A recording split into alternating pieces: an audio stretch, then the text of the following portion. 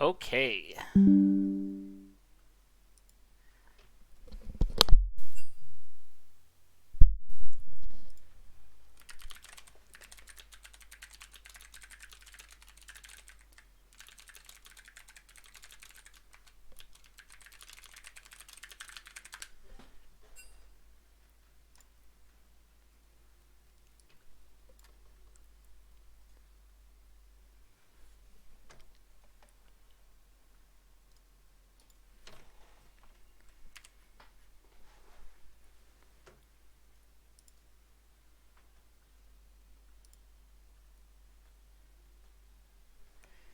Alrighty.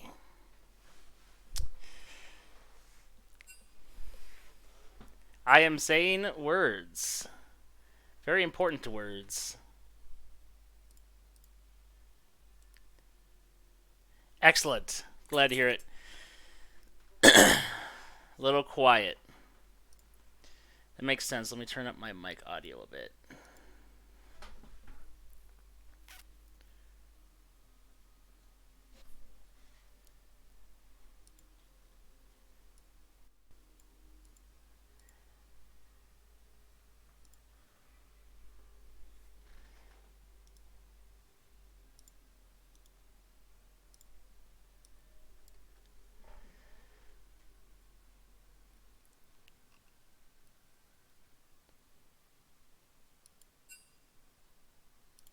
Oh, it's already turned all the way up, so I guess I'm just talking loud.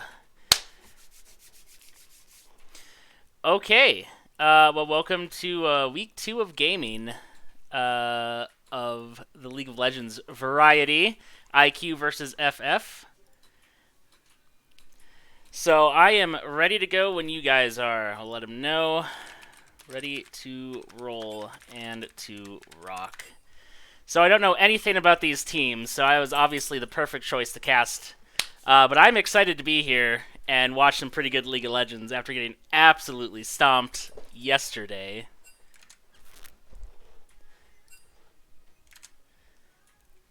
Alright, looks like both teams are ready, so we will see the draft here in a little bit. FF is on blue side, IQ is on red side. We're going to see what kind of bans we have going on here. Like I said, I know nothing about any of the teams. But we have on the side of FF, we have Reese Race, Mercenary Wolf, Vermilion, I Kill for Cute Dogs, and Zesty Queso. And for other team, we have Rihi, Bone Guard, looking to sub for LCS, Super Noob, and Jobly. And here we go, starting off with Camille and a Gangplank ban. So now back to the FF. Looks like they're kind of looking at the top lane right now as their priority. Most of the meta right now is kind of focused more on bot lane and the enchanter supports, but we're going to see exactly where this pick and ban phase leads us. See, FF's kind of thinking about what they want to ban. They've finally decided. They've landed. They have graced us with a Nunu ban. Actually, a really good ban. Nunu is very strong right now. Alright, let's see what IQ wants to respond with. They might go with another jungler themselves, or they might just keep going for some of those bot lane bans, or top lane bans, I mean. I do respect the Nunu ban, though. Gangplank and Camille are also pretty strong. Gangplank recently just getting buffed. Finding some new builds on him. I myself got stomped by a Prowler's Claw Gangplank. Alright, Hecarim. So it does look like they're taking out a lot of those high mobility junglers.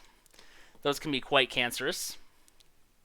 So what I would kind of expect here is another jungle ban from the side of FF, but we'll see. What do we got going?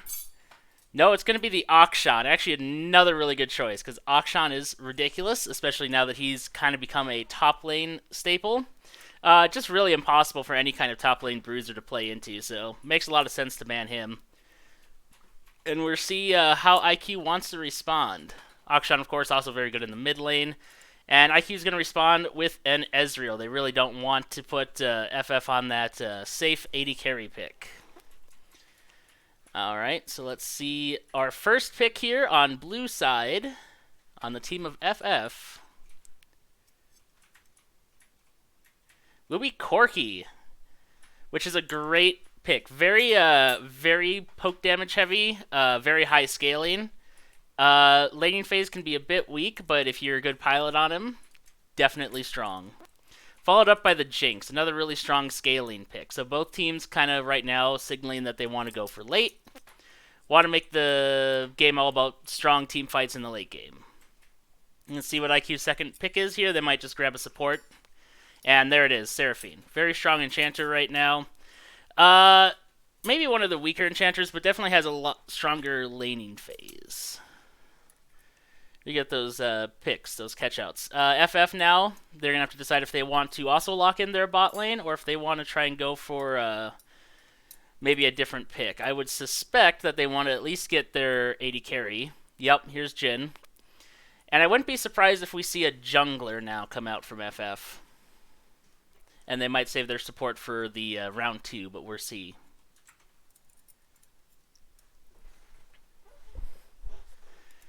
Alright, yep, and there it is. There's the Jarvan. Really strong jungler right now. A lot of initiation, strong ganks, and a good clear.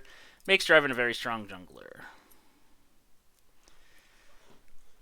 And on the side of IQ, we're looking for someone. Like I said, really like FF's draft so far. Very traditional kind of style. Corki, Jhin, Jarvan, all very top meta picks. IQ is going to show us the Akali. Alright, Akali, very strong mid laner. Can be played top as well, but we typically see her mid these days. Good assassin. High base damage, so strong laning phase generally. But can be kind of weak to ganks, so we're going to see how that goes. Alright, red is hovering right now, a ban on the Aurelia.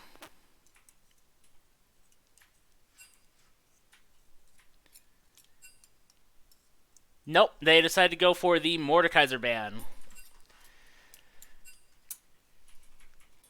So I would expect 2 more jungle bans out of FF, so they can really make sure they get a strong pick in the jungle. Kind of sounds like the Akali was a mispick. That's kind of funny. But they're rolling with it, so never mind. Akali was the plan the whole time.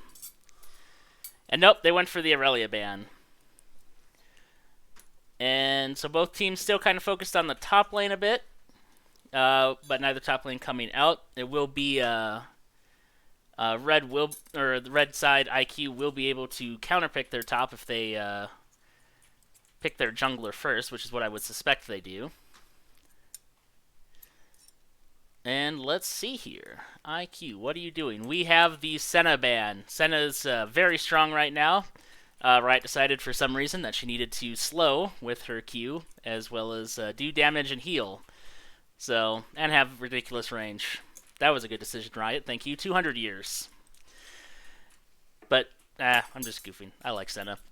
Alright, FF, what are we seeing? What's our next ban?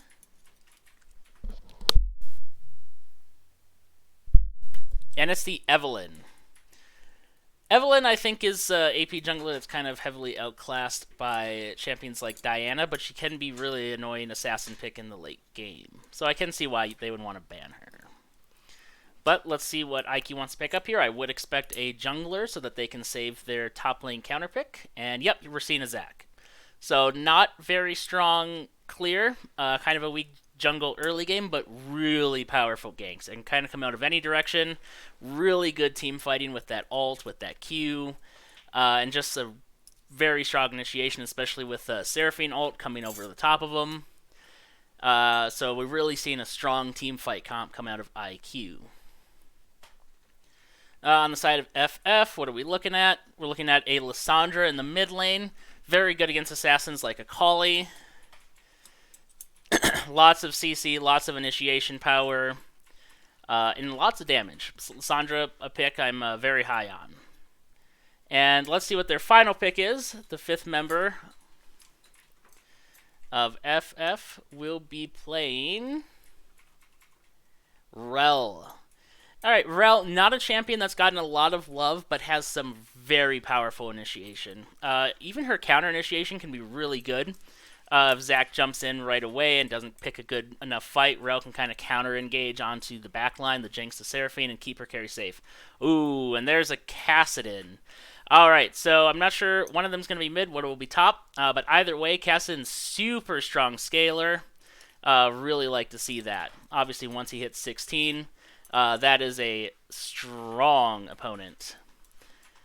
So, on the side of IQ, we are looking at a really strong late-game team fighting comp.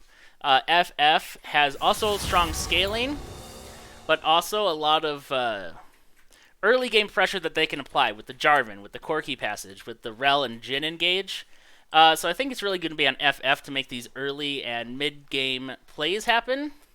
But we're going to kind of see if IQ can make it up to the late game. So obviously right now we're going through the ban phases. I'm looking forward to see which players are in which positions because I actually don't know these teams at all. But I'm really excited to see them, let me tell you. Could actually look that up. But yeah, super excited. What else can we say? Let's see, Jhin. So bot lane we have Jhin Rel versus Seraphine Jinx. That laning phase definitely is going to favor the Jhin Rel, I would say. There's a lot of potential for gank setup there with the Jarvan. Seraphine can do some gank setup, but you kind of need to use the double spell on that, which means you're not using the double spell for healing or damage. Whereas Rel is just all engage all the time. And Jhin follows up engages incredibly well as being very fast-moving AD carry compared to Jinx. So he can kind of set up for those ganks while being a little bit safer. What we're going to want to see is a lot of vision control over the bot river, over the dragon pit. This will be Reese Race now, picking up the Jhin. He will be our wonderful AD carry.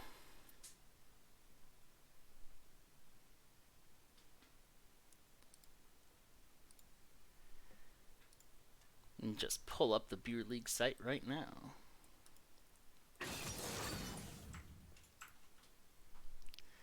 Let's see.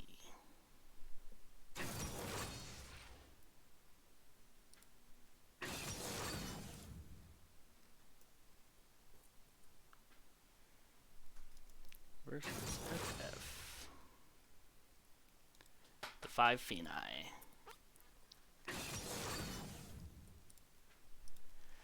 Alright, there's Mercenary Wolf on the Jarvan, Vermilion on the Lissandra, Rihi on the Kassadin, so Kassadin will be mid versus the Lissandra.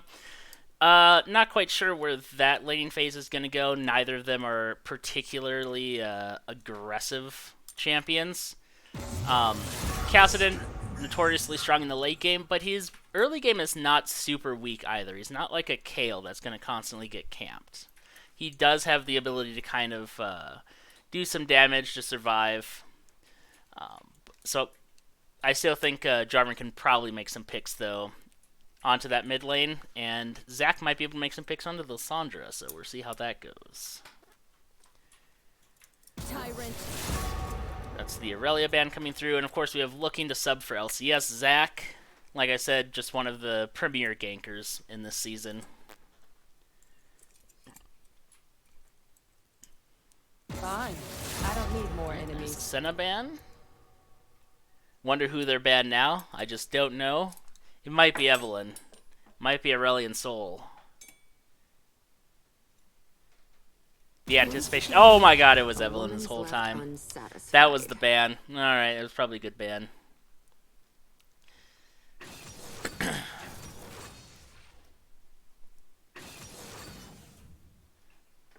Yeah, the Evelyn ban, I'm still not quite sure about.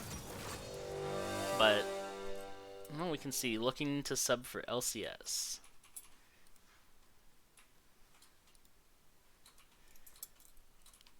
And looks like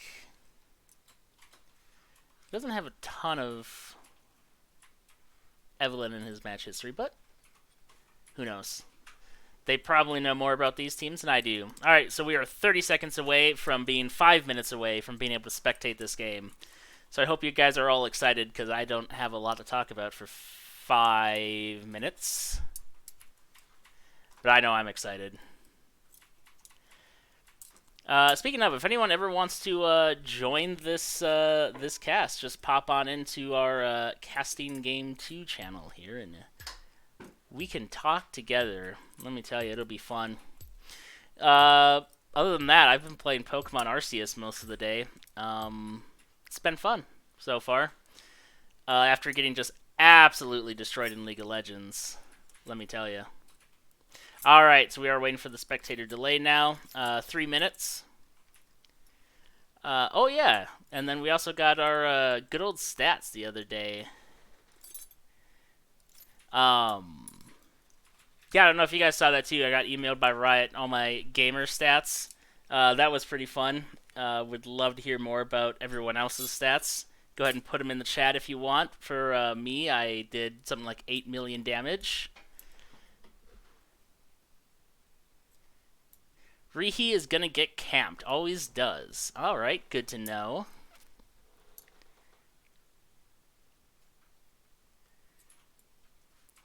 Oh, it's fine if you're a sub, SP. You can come in here. I will talk to you.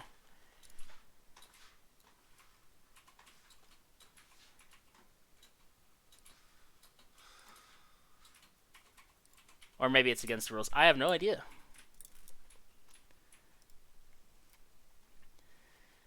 Alright. So let's see, what's our top lane matchup? Top lane is going to be...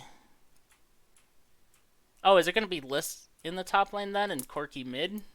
I suppose that would make more sense. So it'd be Liss versus Akali then. Yeah. Well, that's kind of the same thing it is. In top lane, though, you have kind of a lot more space between the towers. So what that kind of means is if Lissandra is going to be using her claw offensively to try and go in on the Akali, she won't have it to escape as easily. And in the mid lane, it's a short walk back to your tower. Top lane, not so much. So if Vermilion overextends, it could get punished quite heavily especially by a Zac. And that same thing kind of goes both ways. If Akali is dashing in aggressively, then she's going to have to contend with a possible Jarvan gank.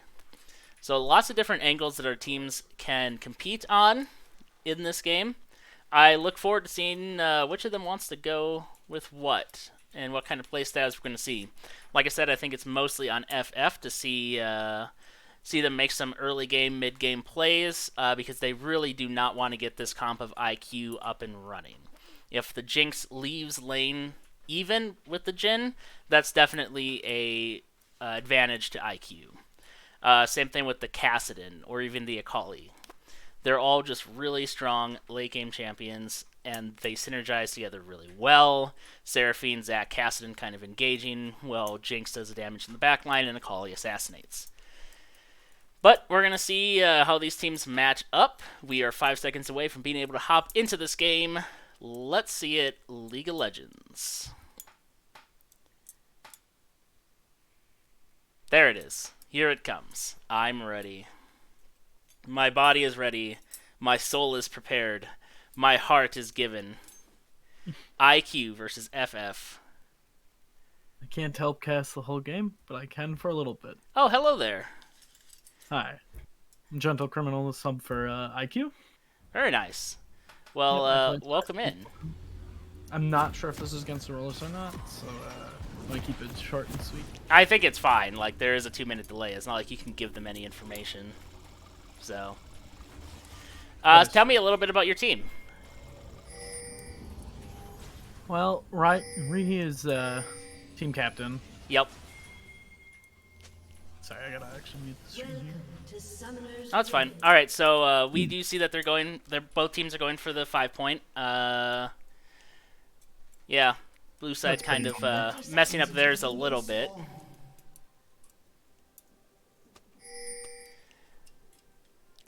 Good luck, have fun. Rihi loves Zac, misses him. Love you, Monkey Baller. And to rearrange the players. I see. I see. Alright, so we got Bone Guard on Akali in the top lane. We got... Oh, so it's going to be Corki top. Alright. Minions have spawned. A bit different.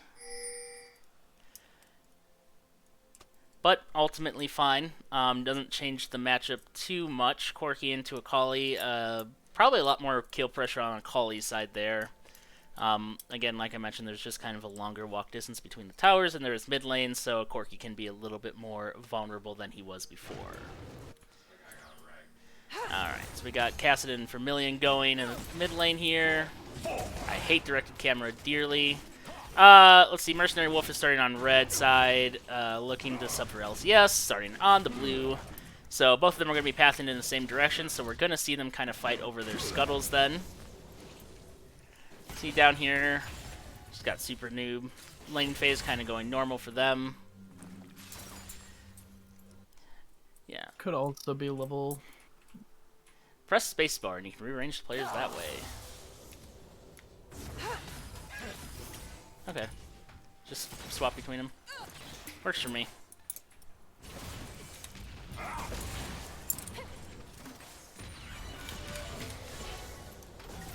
I got a little bit of engage here. Reese Race got their level 2 first, but they do get out.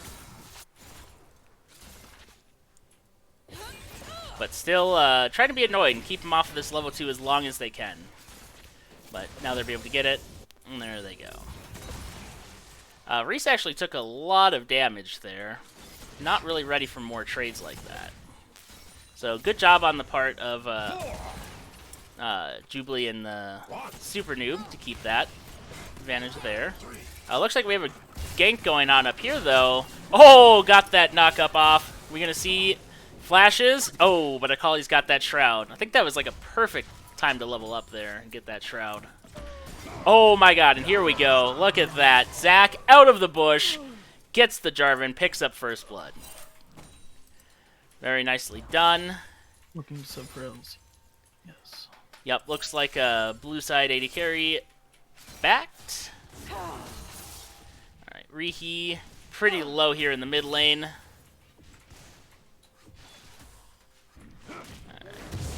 Yeah, pre-6 he's gonna struggle against Lissandra, yeah, for sure. But that's just the life of Kassadin. Yep, that's once he gets that level 6. Looks like, nope, just kind of going for the scuttle, sweeping for vision. He won't find any. Be able to safely take this. I don't think Mercenary Wolf is going to be able to contest this. Can you hit the little eye below the directed cam? Interface? At the bottom left? Yep. They want you to show everything. Hit the scoreboard. Oh, I gotcha. There we are. Look at that. And then you can rearrange them on the scoreboard. So that way they're the correct. Perfect. Look at that. Pro caster, everybody. That's me.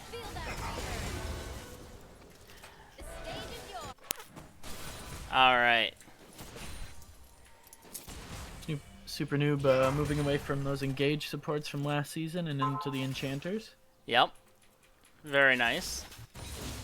Definitely more of the meta right now to have those enchanter supports. We got here a little invasion from Zac, and this just has to feel bad when you're Jarvan and getting invaded by a Zac. But they're able to establish some aggressive vision. Wolf's just kind of chasing him off now, clearing the vision. Don't think he can get much from this as Zac. But both mid laners are here, not risking very much. Just trying to set up that aggressive vision, maybe make a play for this dragon. They have bot prio. This would be a good time for them to try and go for it. And there they go. Pulling the trigger. Lissandra's pushed in. They established that vision of where the jungler was, pushed in the bot lane. This is the perfect time to try and get this first Hextech Dragon. It looks like it will go over to IQ. Can you control Shift Z and then scroll Z. all the way? I can only scroll in. So no. Alrighty.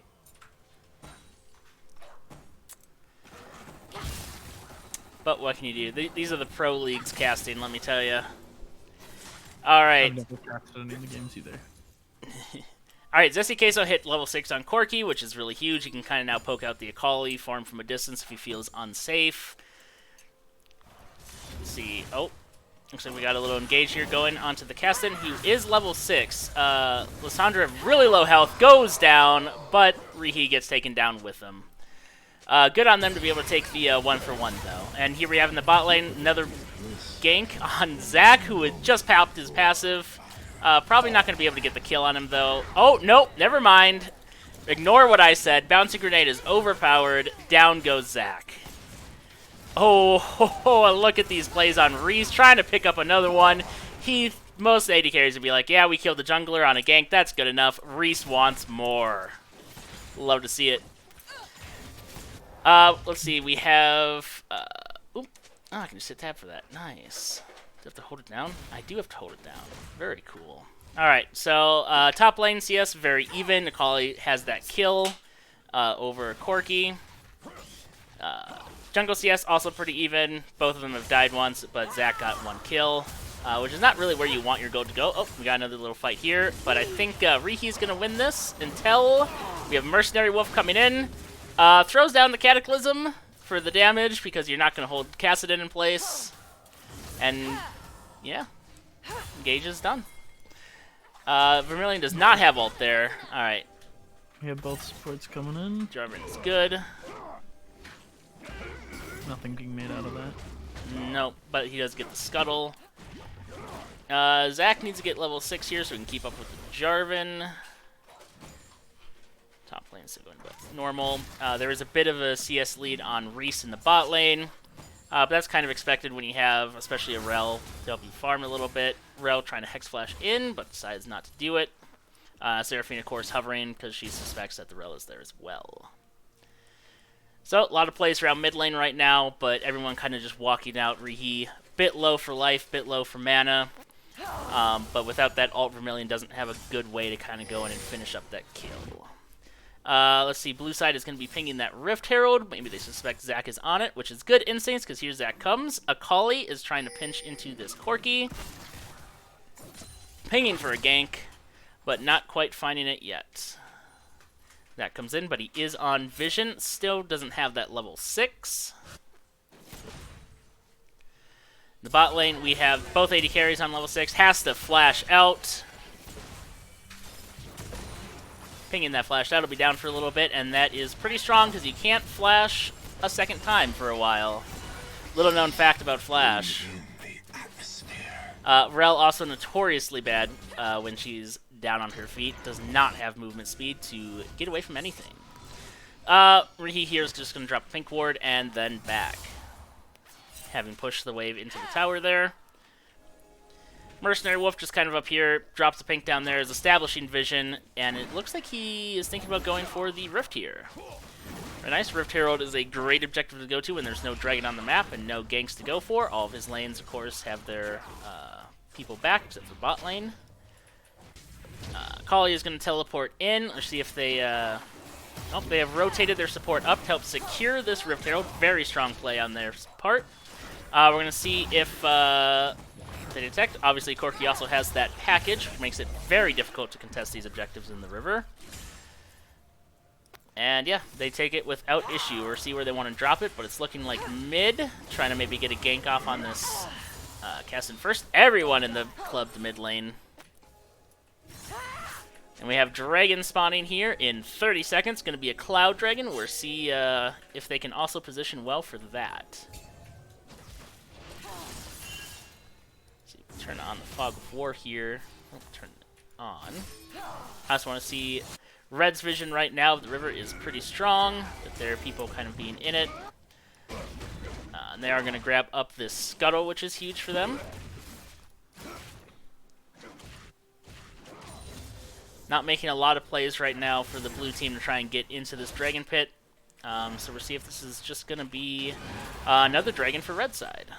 But here they come. Here comes the bot lane. Reese and I Kill for Cute Dogs. Trying to come in, see what they can accomplish. Jarvan also rotating up around here.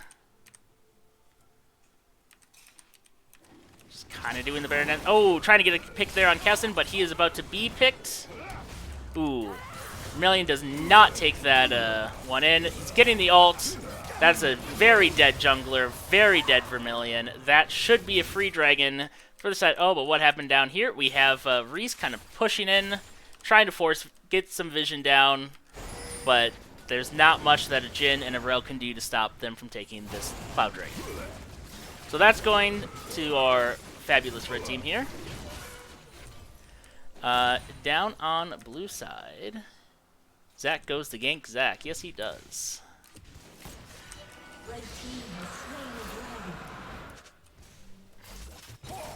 Alright, Corki flashed. Looks like we missed some action in the top lane here.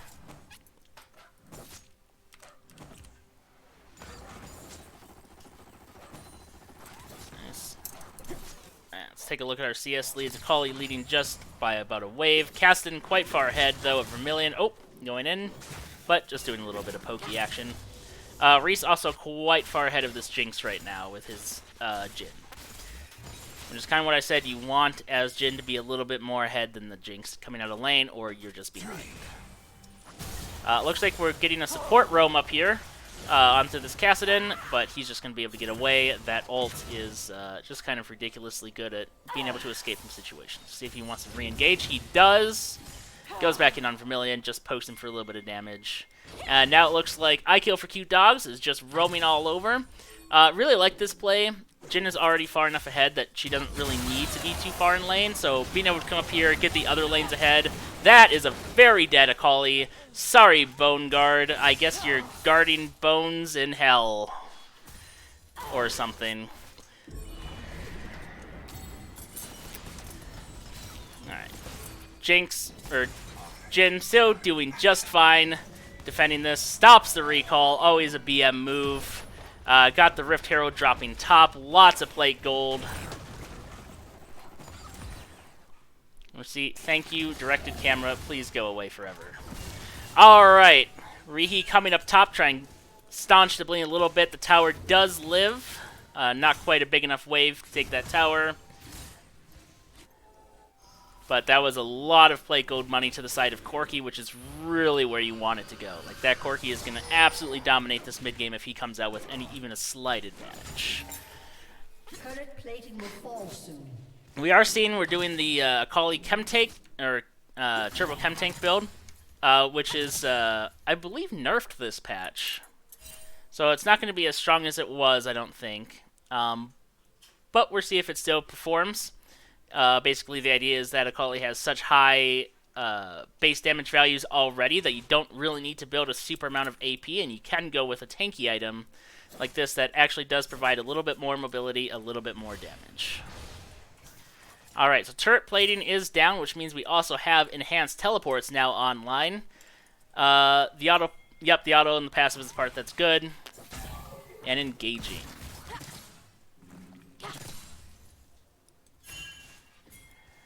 Alright.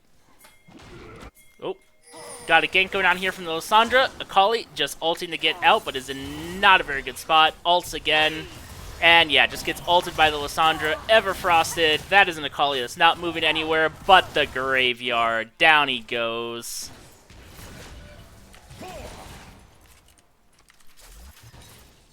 Alright.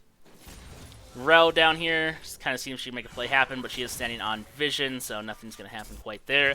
Looks like Rihi is coming top. This might be a permanent lane switch. Might just be wanting to catch the wave so that doesn't take the tower. Alright.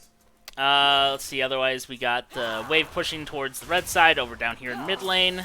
Vermilion has not yet backed. But can I see how much gold he is sitting on? I can't. Oh, and I missed. There's someone dying bot lane. It was the Seraphine to the Jhin, which is actually huge. That's more gold on the Jhin, more pressure on that bot lane. Really just trying to get Reese ahead. Blowing up that plant so Zac can't leap over that wall, because that's not something that Zac can do anyway. Got Dragon spawning here in about a minute. So everyone on the blue side is just kind of recalling, getting ready for this Dragon. Reese, I saw you missed that cannon, and I'm disappointed. Rihi just kind of trying to clear vision a little bit. We can see right now, how do we have our vision? Red has vision of it right now. We're blue side. They are completely blind. But they're forcing their way in here. They have 4. Red side only has 3. Kali does have teleport to come join this fight, so she's able to grab a little bit of the experience. But Corky coming in with package. He is ready to make a mess of this team fight. So we will see. Have a Mountain Dragon spawning in 10 seconds. Both teams kind of positioning. Akali waiting to come in. Cassidy here trying to flank. But they are just being... Oh, that feels bad. That feels bad when you're just trying to dive in for the engage and you just instantly get stomped by these little chompers that are on the ground. Because that makes sense. It looks like red team is just going to give this dragon away. They perfectly well can. They already have 2. This is blue side's first one. Missile trying to steal it. But unfortunately it misses. Jinx doesn't have as good of aim in the game as she does in the TV show. Like she hit that from quite a ways away from that rocket. Let me tell you. Kali is just farming up, kind of trying to clear or lengthen that CS gap. She's now over 20 CS ahead of the Corky. 30 CS difference in the bot lane with Reese, and another 30 CS difference in mid lane with Rihi. All right, Rihi kind of just being Cassidy at this point. He has reached level 12. That is very strong Cassidy. Level 16 is kind of where Cassidy takes over the game. So it's, again, going to be kind of be on these FF guys to keep Cassidy from ever reaching that point. They've been doing a good job so far being able to get their Jhin ahead, getting Corky ahead. But they're going to need to make some really aggressive plays to try and tilt this game in their favor before Cassidy comes online. Because right now, they're only looking at about 1,000 gold advantage. Oh, and here comes Rihi. He's just going to be doing his Cassidy thing. Gets to do that. Rel's going to come in, completely miss the knockup, and Cassidy's just going to be able to walk away because he's Cassidy. At the same time, though, they are grabbing the Rift Herald, which is huge. They're going to be able to drop that Rift either top or mid, break open one of those lanes. They could also drop it bot lane. Rift after 14, not nearly as good, but still a valuable objective to grab. Looks like Zach's coming in for a bit of a gank, but Akali's a ways behind. So we'll see if... Oh, he's just going to chase the Corky that way. And this should be a dead Corky. Oh, but here comes Mercenary Wolf to also die along with his Corky as a show of spirit. Look at this guy. You gotta appreciate just dying with your teammates sometimes. But at the same time, we have Jhin just running down this bot lane, shooting these shots, missing the last 2. That's okay. I play a lot of Jhin and I miss all 4 shots more often than not. It is hard ult to hit. Rihi just going around the map, killing anyone he finds. This is the Cassidy that we all dread to see in our solo queue games. Absolutely devastating. Has the blue buff. Never needs to worry about running out of mana, no matter how many times he wants to ult. Corky TPing top to catch these 2 casters. Jhin recalling in the middle of the lane because he does not fear this Zac, which may be a mistake. But Zac does not have the teammates to follow up with. So Zac just collecting his CS now, farming it up. Jinx trying to stabilize in this game. Jinx can still get ahead. I mean, once Jinx hits 3 items, and right now we're sitting at her Mythic done. Starting probably on that Hurricane. Got the tier 2 boots. Once this Jinx hits 3 items, with the Cassidy to back up, there's not, I think, a lot in FF's toolbox here that can stop that. Their best bet is probably going to be to try and poke it out with the Corky, but like I said, I think their game plan should be to shut it out much sooner than that. Still have the Rift Herald on Jarvan here. He's coming bot. I would like to see this dropped mid, probably just as this dragon is getting ready to spawn. We can see how much time is left on this, I hope. We can't. Or if we can, I don't know how, because I'm a very pro caster. Don't worry, everyone. Let's see, they're taking out the Control Ward, and looks like Jarvan might be getting caught here. Yep, here comes Rihi around the corner, flashes, hits the thing. You know who has more flashes than Jarvan? Cassidy. Ooh, Rihi there is standing on vision. he goes for the engage, kind of leaves Vermilion to himself. They get split up, and not much happens there. Through my work. So one of the big issues, one of the big struggles with Rel is that you can lock down a team. She has a lot of AoE engage, but she doesn't really have the damage herself. She's not something like or she doesn't have a lot of lockdown time. Yes, I do this for a living. I cast all the time. Alright, so we have that Rift Herald drop mid, just like I suspected. 20 seconds before Dragon. This should knock down the turret and give them an easy incentive to just go grab that dragon as soon as it spawns. They already are pushed aggressively up into this river. There's... Oh, we have an engage over here. Package goes down. We have the Cataclysm. Blows up Akali. Rel just in the back line doing her thing. Flipping over. Uses the ult. Grabs the Seraphine. Jinx. Kassadin. Oh! Ho, ho, ho! Jhin just blowing up Rihi there. This is the Jhin that they really needed into this mid game. The jungler's dead. Blue has got a very free Mountain Drake. The other big thing is just grabbing up these Mountain Drakes is going to be huge for whichever team gets them, but especially for FF, who really want to survive that those Kassadin just on top of you so you can turn around and blow them up. Whereas having the Mountain Drakes on the side of IQ makes that Kassadin all the scarier. I sure hope I'm saying the right team names. I'm sure I am. That's right. If I'm lacking game knowledge, I make up for it in absolute amounts of confidence. Here comes Jubilee, farming it up. Everyone just kind of resetting, ready for their game to keep going. I really wish I could figure out how to zoom out, though. It is unfortunate. Control-Shift-Z. Oh my god! I figured it out. Don't worry, everyone. Pro streamer right over here. Alright, just fighting for a little bit of vision. There is a Baron up right now. My roommate just let out the most massive burp I've ever heard in my life. Let me tell you, Zesty Queso and Rihi in the bot lane, farming it up. Looks like we have a little gank coming in here. I suspect that they're going to catch the cast. Oh, look at that. He just goes away. But, worth trying. And also worth just to give a little bit of support to this Corki, who could very well just get blown up. Kassadin did go Crown, which means he is going to be really strong in that initial engage. Not sure I agree with the Crown pick right now, to be honest, though, just because Corki can break it so easily before you ever get into the team fight and get that crucial AP burst that you need. Let's see. Blue team, or red team definitely being shoved in here, which means that this Baron is freely available. If they want to start trying to make a play for it, but they're not going for it yet. I think right now, let's see, we have a 3,000 gold advantage going to the side of FF. There's Super Noob dropping down some vision, making sure. And looks like our Jarvan here is just trying to set up for a gank. Looks like they want to get a pick before they try making kind of play here. They picked up the Jinx and immediately dropped her down. Just not enough follow-up there on the Rel's engage to be able to take down that Jinx. She is... Rel does not do a whole lot of damage on her own, unfortunately.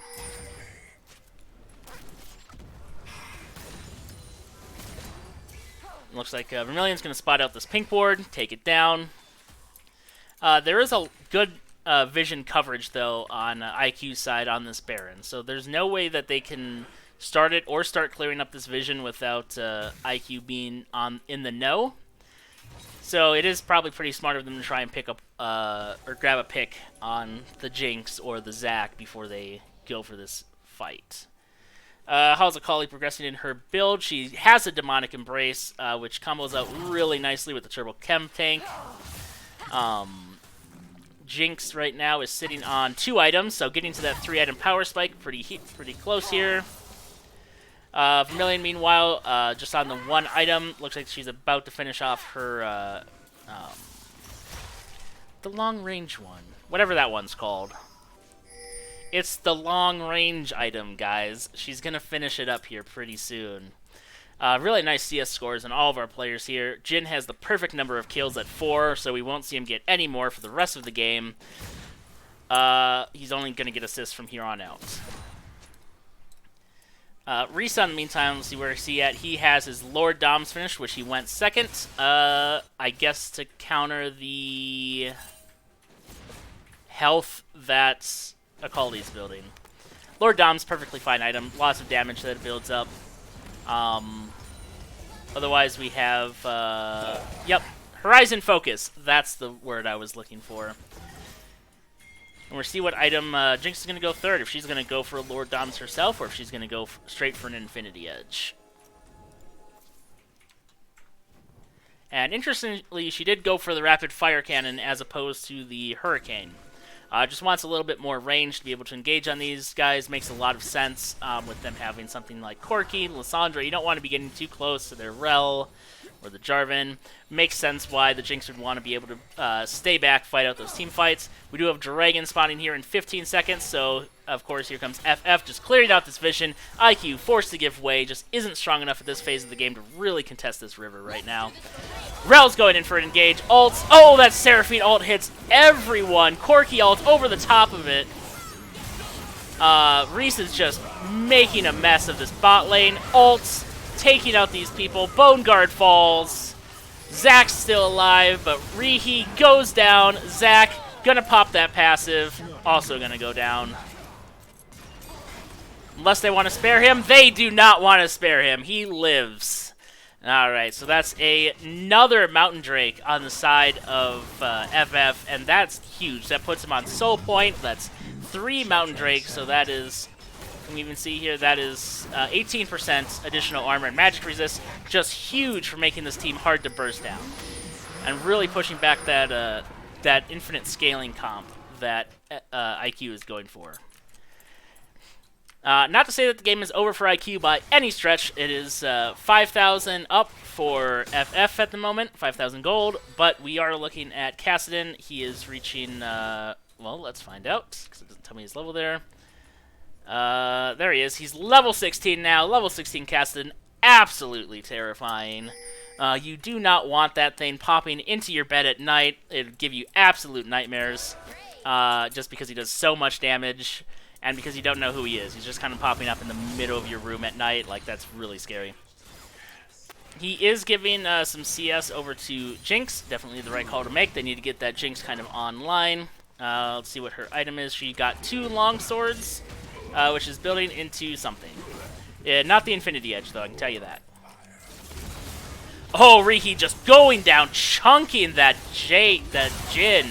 Look at that damage. Just cannot run away from that man. And Super Noob also taking some damage from the turret there, I think. Alright, trying to catch Zack here, but not really going in. Rihi's still here, still coming around from the side. Oh, that is barely a Rel that is barely alive. Watch her just limp away, waiting for the moment where she can hop back onto her horse. But that is a very open Dragon Pit, or Baron Pit now. So IQ, with that pick on the Jhin, with threatening out... Oh, we have Rihi again going onto the Lissandra, just trying to keep this Baron open so they can take it. FF obviously knows they're here. Oh, and Akali also going down the Corki, almost getting them, just constantly distracting away from this Baron. Oh, and Bone Guard living with all that extra health. But that Baron is not falling very fast. Oh my god, Vermilion comes in, ults himself, they have, oh, and they are just getting blown up. The ult, the curtain call coming in from the Jhin, blowing them up. Oh, but here comes Bone Guard again. Oh, and Rel finally falls, but she is now in the middle of a Jarvan and a very fed Jhin. That is enough. They won't be able to take the Baron here, but being able to push off IQ from that Baron, huge play already. Very well played on both sides of the team.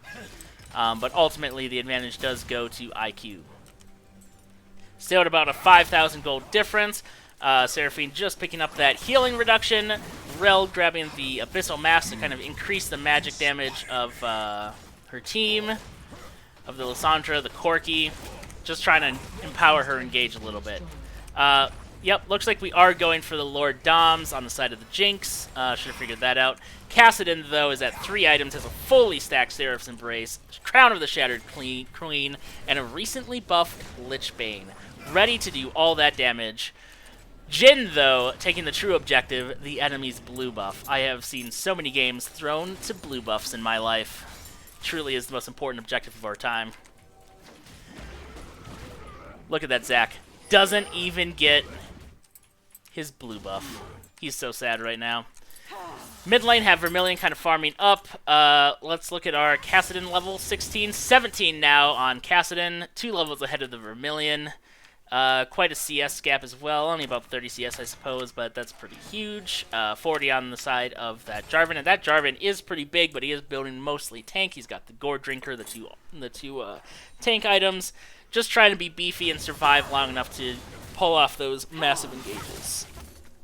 Holly, meanwhile, they are looking a little bit caught here. Vermilion has to ult for safety. Oh, but that... Oh, and Bone Guard takes it out. But they are still continuing this fight. IQ just able to run these guys down, even without their super fed Kassadin. Still pushing in the side lane, getting those levels, getting that solo gold. That's huge that they're able to take the fight to them like that. Closing up the gap a little bit. And 30 seconds before Dragon, they will not have their Corki, Lissandra, or Rel for this Dragon fight. This should be a free Dragon to the side of IQ. Not giving that Mountain Soul over is huge. And you can see Rihi's just over here kind of pressuring them, maybe trying to establish some vision. He's going to see the jungler now, and he's going to go in. Just poke him a little bit. Let him know this is not your jungle anymore. This is the jungle of Kassadin, Explorer of the Void. Bone Guard also coming down here. And the two of them together should be more than enough to zone out this Jarvan away from any kind of steal attempt. So it looks like they're going to get this. Yep, they are going to do the Dragon. All right, good to see. So they don't have any vision right now of the Baron. They suspect they might have done it. But of course they're not on it right now because we, the omnipresent spectators, know everything about this game and are basically gods to these mere mortals.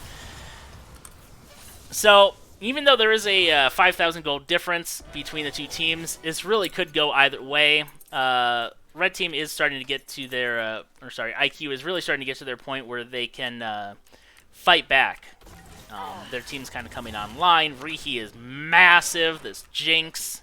Rihi almost has a completed Rabadon's.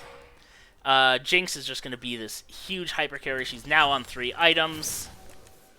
With the Zac engage, Bone Guard is huge. She now has a Shadow Flame as well. Oh, we're going to see her get caught here. And no, they don't pull the trigger on that one. Kali, pretty good at getting away. They don't really have any vision of the jungle. Not sure if she's actually alone.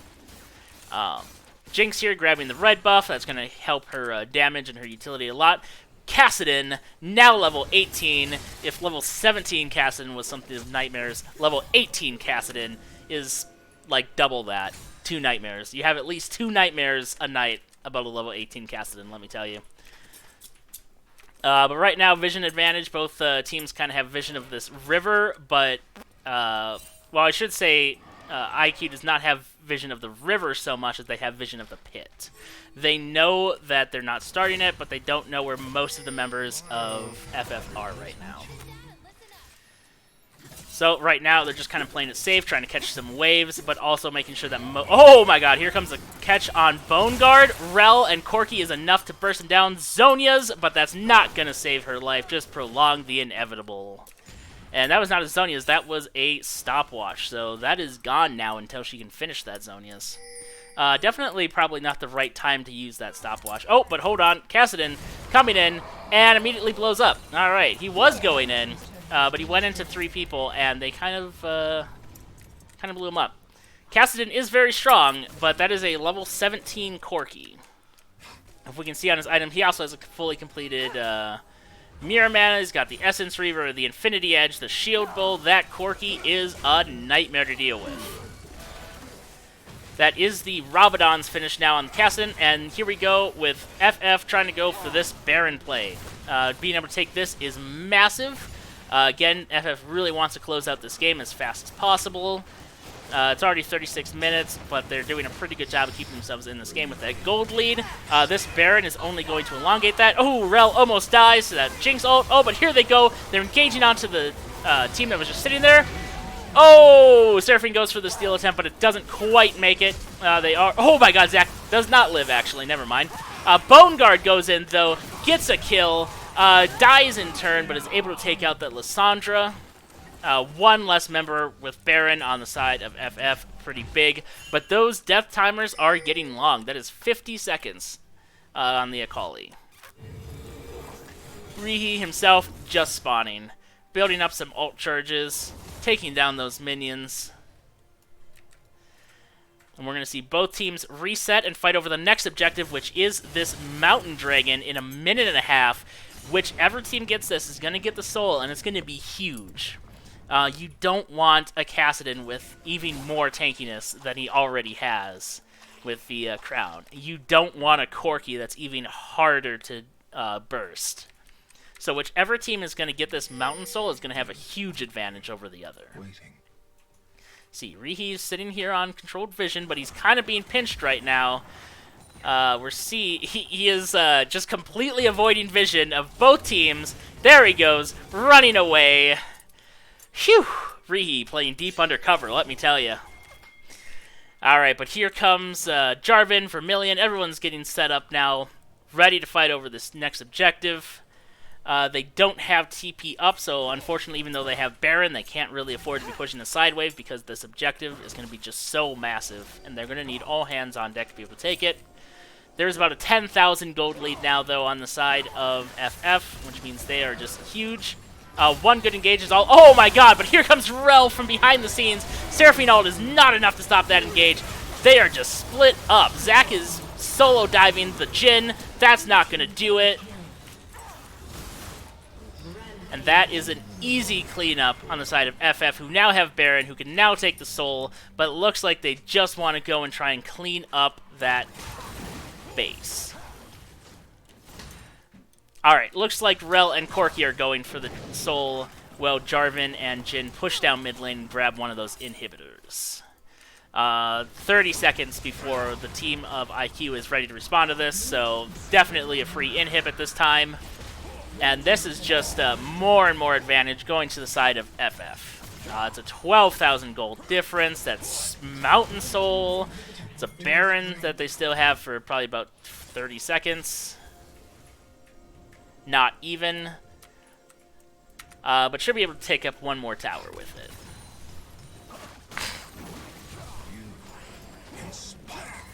Until then, we have... about 3 minutes left for the next Baron.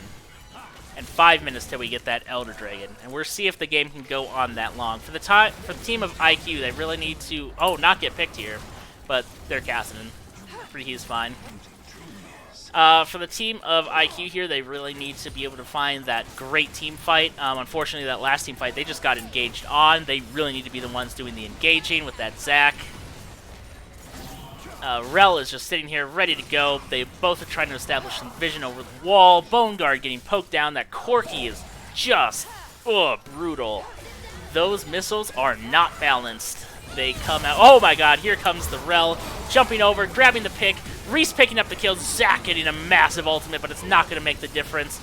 Kassadin, oh my god. There was a Kassadin there. He's gone now. The tower falls. The inhibitor falls. I can only imagine the base of IQ is next. The curtain calls. He is just shooting it straight at the Nexus. Doesn't even care if he doesn't hit anything. There goes the missile. Good games being called by Rihi. Rel, it lives. The Akali goes down, though. The Nexus goes down. This game being called for the side of FF. Very well played on both sides, though. FF in the mid game really could have dropped the ball there, but they never did. They continually snowballed their advantages. They picked up those objectives. Really was able to get there. Alright, so let's exit this. Our team has already been done for quite a while now. To let them know that I'm ready to come back in. We're going to see round 2. This will be huge. Let's see. Alright, we do have our next draft. Where's actual league? I have so many things, doesn't matter. We're just going to look at the draft screen for now. So, we are going to see kind of what kind of adjustments the teams want to make after round 1. See how they want to formulate their game plans, if they want to change anything up, if they want to keep going with what they had. Some play adjustments I'd like to see. I'd like to see IQ go for more of a balanced mid-game team. I don't think they were able to pull off the powerful team fighting comp that they wanted to in Game 1, so being able to take lanes that can more effectively snowball early might be a more advantageous thing for them to do. For FF, they kind of just need to keep doing the... I think their team comp was pretty well drafted around. Like, they seem to have a plan of a draft with the Jarvan, with the Corki, with the Jhin, and they executed on it marvelously. Rel had some fantastic roams, was just able to pick up advantages everywhere, and they took those advantages, rolled over objectives, really was able to snowball the game in their favor. Love to see it. And I'm really excited to see this game 2. Both teams seem very evenly matched. I am just an excited little Seth, let me tell you. But before then, we just get to look at this awesome league screen. You can see I have up here, direct your eyes, I have 17,000 blue essence. I know, ladies, just form a line, please. Very orderly. You can see I have 2 missions down here. No messages, because none of my friends love me. But I could play the game. You can see there's a nice play button right up here. That's about all I have. This is thrilling content brought to you by Seth Will Win. As we wait for the next custom game to kind of get underway, for me to be invited and for this draft to start, I will regale you with my favorite skins from the new lineup. Because we do have these... Where do we have? No, not Mirage. That's what I'm looking at. Lunar Revel? Yeah, okay, here we go. These porcelain skins... Oh my gosh, they look great. I love the fact that we have Porcelain, Ezreal's, whatever. Ezreal's has a lot of good skins. He doesn't need more. Same thing with Lux. Like, come on, guys. We don't need more of those skins. I know they're popular, but still. But that Porcelain Lissandra skin, just the sound of that skin was amazing. And I love to see the, yep, there it is, Porcelain Lissandra. My absolute favorite, though, beyond a doubt, Porcelain and Mumu. Look at this guy. You can't have him and Warwick in the same screen because it's copyright infringement. Because this just looks like Chip from Beauty and the Beast. Like, look at him. He's got this derpy little face. He has, like, this little rope that he can throw out for his bandages. God, I love this Amumu. He looks just so cute. And if I played Amumu, I would definitely use this skin every game I get. This is officially brought to you by Seth, as I am a Riot shill, apparently. Porcelain Kindred, perfectly fine. No one plays Kindred, and no one should. And we have the lunar skins. There we are. Firecracker. Teemo, absolute Satan. No one cares about him. Firecracker Tristana. Don't know why you keep making Tristana skins when there's a Hextech Tristana. Like, what else are you going to play with? I mean, come on. Firecracker Diana. Absolutely beautiful. Has boobies, which most of us, I think, can appreciate. Firecracker Set. I just love Set in general. Real man's man. Gets to do push-ups in lane. And I like him with the Firecracker Set. He's got these cool little gauntlet things going on. I like it. Xin Zhao is just Xin Zhao. I don't know. There's this thing about Xin Zhao. Wherever I see him in-game, it doesn't matter what skin he has. I'm just like, yep. That's Xin Zhao. And like I said, we have literal Satan. And just look, he's like one of those, I can't remember the name of it now. It's a Japanese, like, luck charm goddess thing. It's like that little cat, and it has, like, the one hand, and it goes up and down, and, like, that little ball in his hand. That's what Teemo is, and he looks ridiculous. I hate him even more because of the skin than I did before. Oh, and while we're talking about things, Zeri, starting up next patch, can be played in the, official beer league. Looking forward to this champion. Obviously, I main her all the time, so if you ever play against me, you should definitely ban her, because she's definitely my main, and I'm not lying to you right now. She is pretty fun, though. You can see I actually bought the Withered Rose skin, because I love those rose skins. They're so good. I'm being invited to a custom game. I'm looking forward to stop stalling for time. I should join the spectators, so Zesty Queso can get in here and join his team.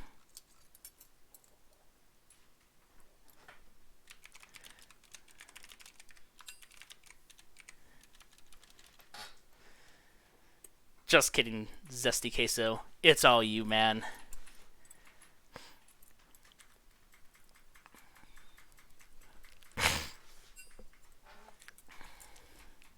Seth will play. Seth will win. Seth... Have to make sure I don't have the space there. Seth will cast. That's right. I am ready.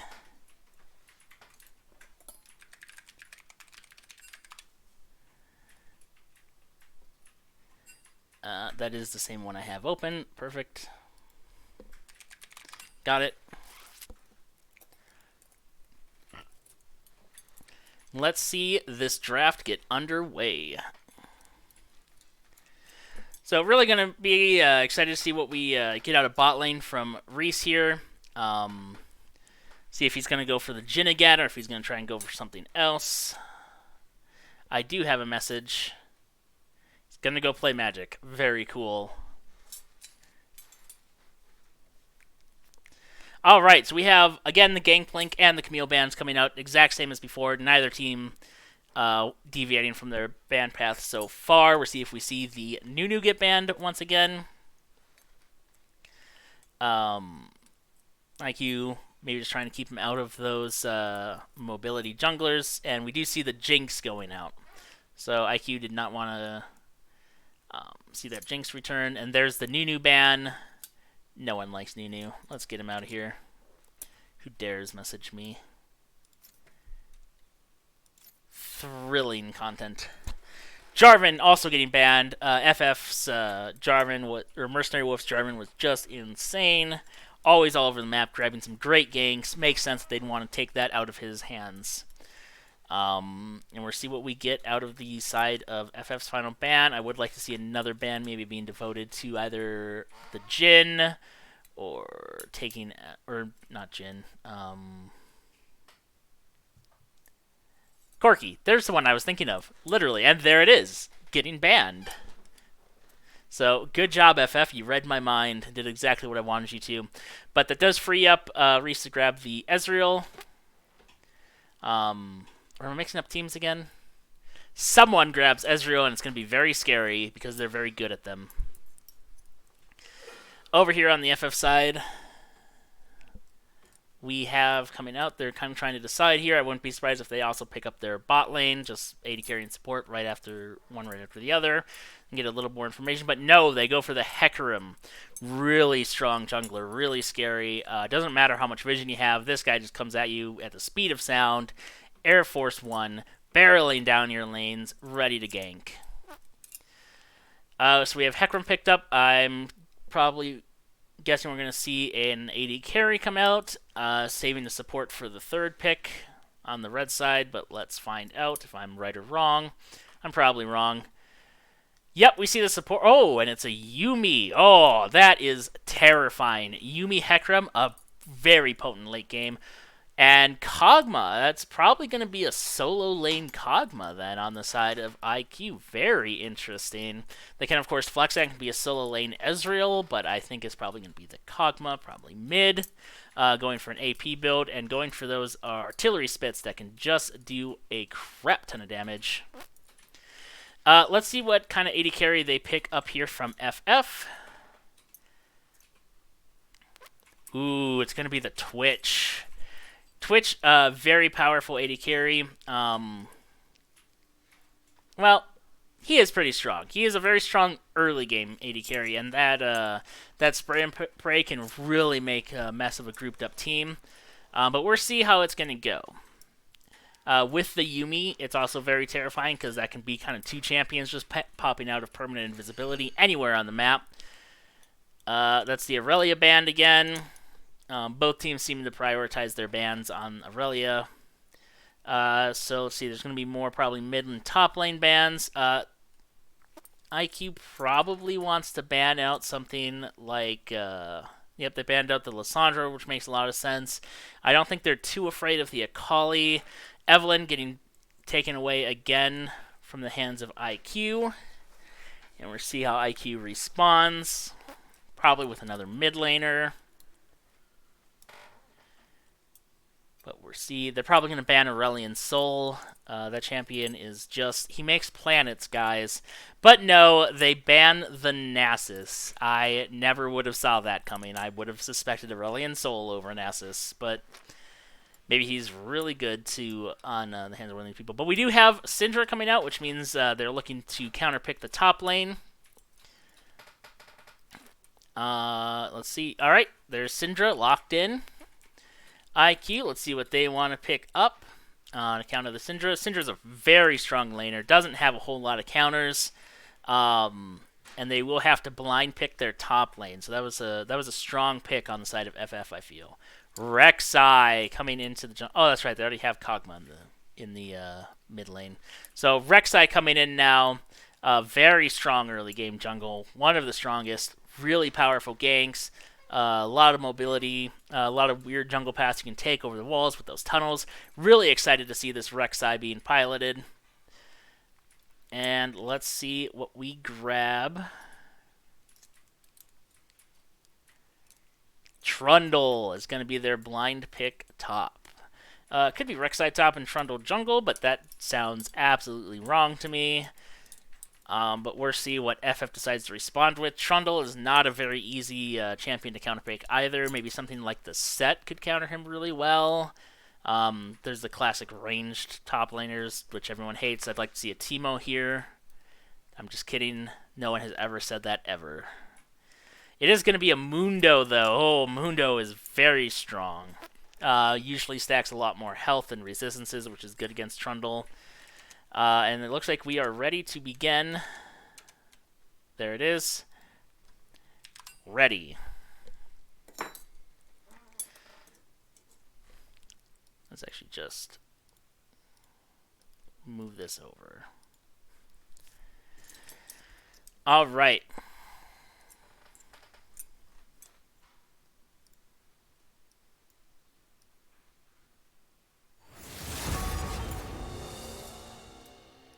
So, they are going into their pick phases now. Tournament draft. I'll come back stronger. Gangplank. Dropping down. So let's see. Team of IQ. We have Ezreal, Seraphine, Kog'Maw, Rek'Sai, Trundle. A lot of early game power there in the Rek'Sai, Trundle, Seraphine. A lot of late game scaling in the Kog'Maw and Ezreal. Really looks like a powerful mid game comp that they're going for. Just trying to safely make it through the lane phases, get a little bit of an advantage, and then transition into some powerful objective play. On the side of FF, we have Hecarim, Yuumi, Twitch, Syndra, Dr Mundo. That is a very terrifying team to fight front to back. There's the Teemo being hovered. Reese knows what I want. He's ready to deliver. He is going to lock it in and break the rules. Oh, he doesn't. He goes for the Twitch instead. Very sneaky of him. Twitch Yuumi is really tricksy. Can kind of go around the map, make a lot of plays happen. Syndra, Dr Mundo, very safe laners, very powerful. Hecarim, really good at ganking, and really good into the late game with that Yuumi riding on top of him, the horse and the cat together. We're going to really have to see where this game goes. I think FF has a lot of playmaking potential, and IQ has a lot of kind of passive laners that are looking to scale. Well, Rek'Sai and Trundle are kind of Rek'Sai is looking to get some ganks down. So it's gonna, I think, come down a lot to these ganks between either the Rek'Sai or the Hecarim, and I think a lot of this game is gonna focus on the jungle matchup between Mercenary Wolf and Jubilee. Foolish. I'm also really excited to see Rihi perform on this mid lane Kog'Maw. This is not a pick I've seen in quite a while. So I'm looking forward to it. That's the Evelyn ban. That must be like a Mercenary Wolf special. Or not a Mercenary Wolf, a Jubilee special. The Evelyn. Man, my roommate is also cooking food that smells great. I'm hungry. Jubilee locking in the Ezreal, looking to sub for the LCS, grabbing the Rek'Sai, Vermilion on the Syndra, Zesty Queso, about to grab the Mundo. I hope you guys are ready for this 1 minute to expire so the next 3 minutes can be also waiting for us. Truly engaging content.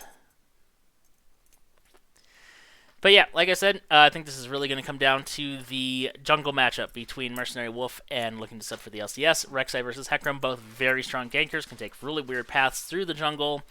Both of them absolutely terrifying. You don't want either of these guys showing up in your lane unannounced, and both of them will be unannounced because of their weird... well, in the case of Rek'Sai, her weird pathing, and in the case of Hecarim, just his speed. Rek'Sai, by the way, definitely a female, and arguably the hottest girl in League of Legends. We can all agree that Rek'Sai Rule 34 is the best.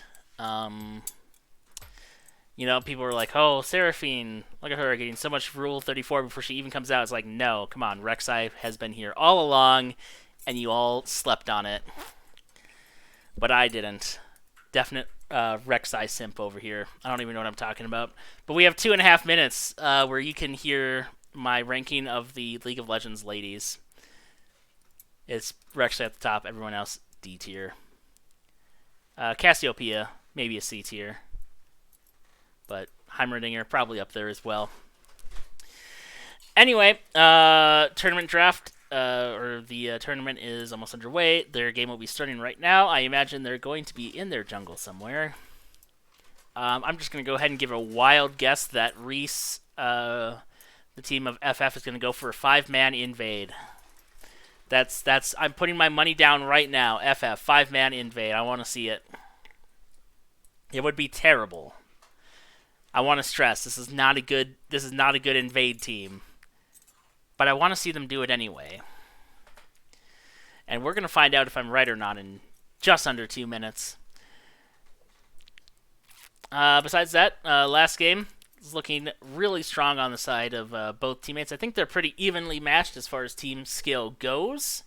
So I'm really excited to see another game from the two of them. Bot lane with... what is it? Twitch Yuumi versus Ezreal Seraphine. I put the advantage there pretty much on the Ezreal Seraphine. I think they're going to be very safe in lane. They can poke out the Twitch, and they don't have to worry about much. There is opportunity for the Twitch to get some cheesy ganks off, especially with Hecarim. But I think Jubilee and Super Noob are going to be good enough not to fall for that, but we'll see. Sometimes it's not a matter of skill. Sometimes you just simply forget that the Hecarim can be in a bush and jump out at you at any time. And the Twitch can be invisible behind you. Mid lane, we have Kog'Maw versus Syndra. I think the Syndra's probably pretty heavily favored there. She has some surprising range and a lot of poke damage. Doesn't have a whole lot of mana cost, and if she gets a stun off, then that is a lot of damage going on to that Kog'Maw. Kog'Maw is really going to struggle before he hits level 6 and gets that artillery to fire off. And then we have Trundle versus Dr Mundo. Not sure. I think they're both pretty evenly matched as far as champions go. Trundle's probably a bit stronger in the early game. I think he has the better gank setup with that pillar. Pillar can be really good at stopping Hecarim as well. But we're going to see. It'll also really depend on how they go for their jungle paths, and of course how that 5-man invade goes down. That's definitely happening, as we're about to see in the next few seconds. So come join me on the Rift for our second game of FF versus IQ.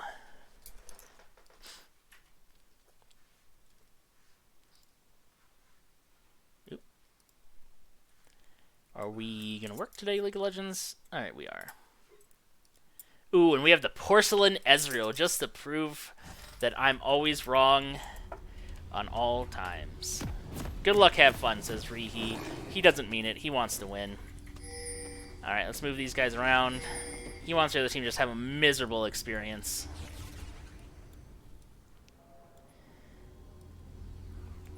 These guys. Ba-ba-da. There we are. Jubilee does not want to lose. Zoom out a little bit here. Ah, we're not getting the 5-man invade. I was really hoping. They are just doing the 5-point. Those cowards. That's right. Calling you out, Reese and your team, for not 5-man invading. Oop. Alright, my league client does not like when I alt-tab for any amount of time. Okay. Let's look at what we got for starter items. Everyone kind of going the norm. Syndra's actually going that corrupting potion. Just wants to really be able to poke out the Kog'Maw, both Rek'Sai and Hecarim going for the gank heavy Chilling Smite. Makes sense.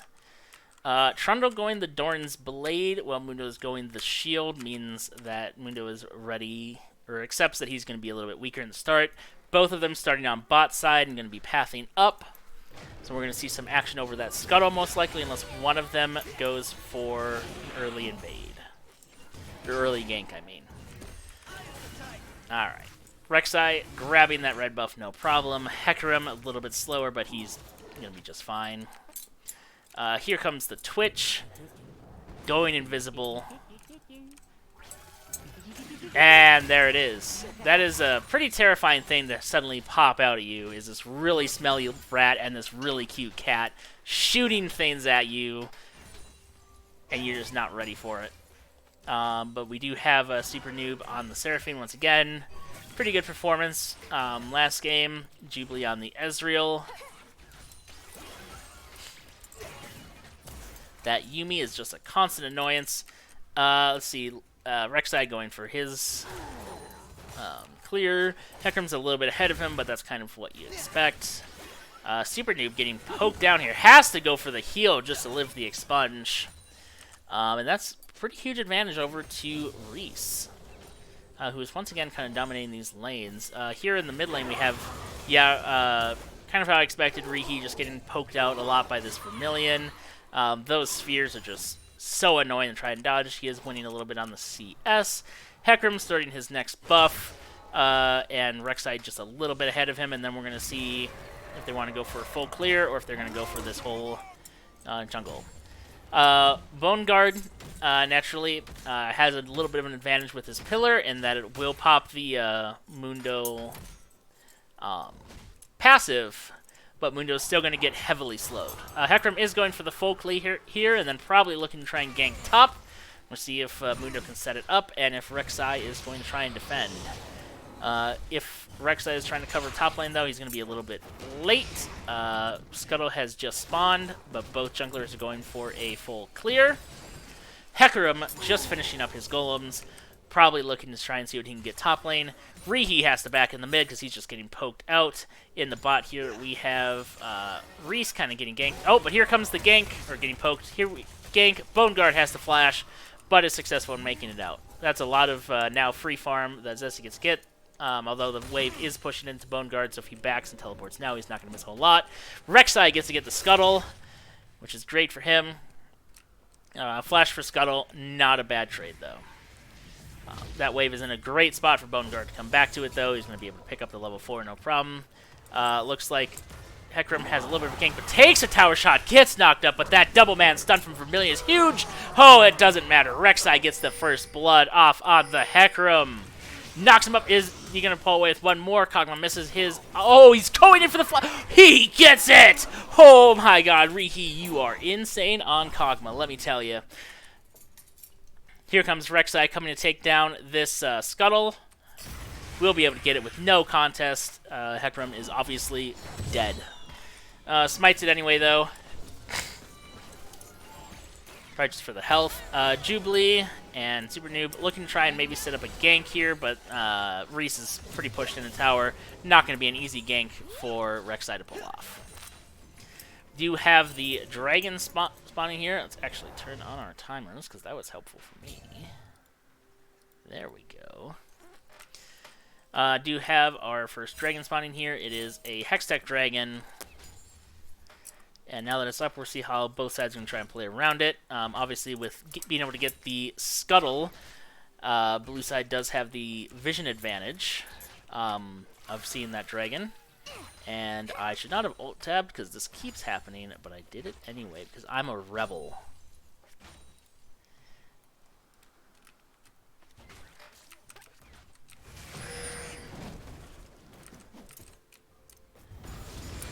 But we see also Hecarim came by, dropped down this red ward. Getting a little bit of action up here in the top lane, but looks like the two laners just trading back and forth. This is a big wave that's looking to try and push into the tower here. Zesty Queso just getting the level 6. Now he's going to wander down and try and establish some vision in the river. Just try and watch out for those cheeky Rek'Sai ganks. A lot of top laners, when they push in like that, like to put their wards in the middle of the river. Doesn't work against Rek'Sai because he can just barrel on over, even when that blast plant isn't there.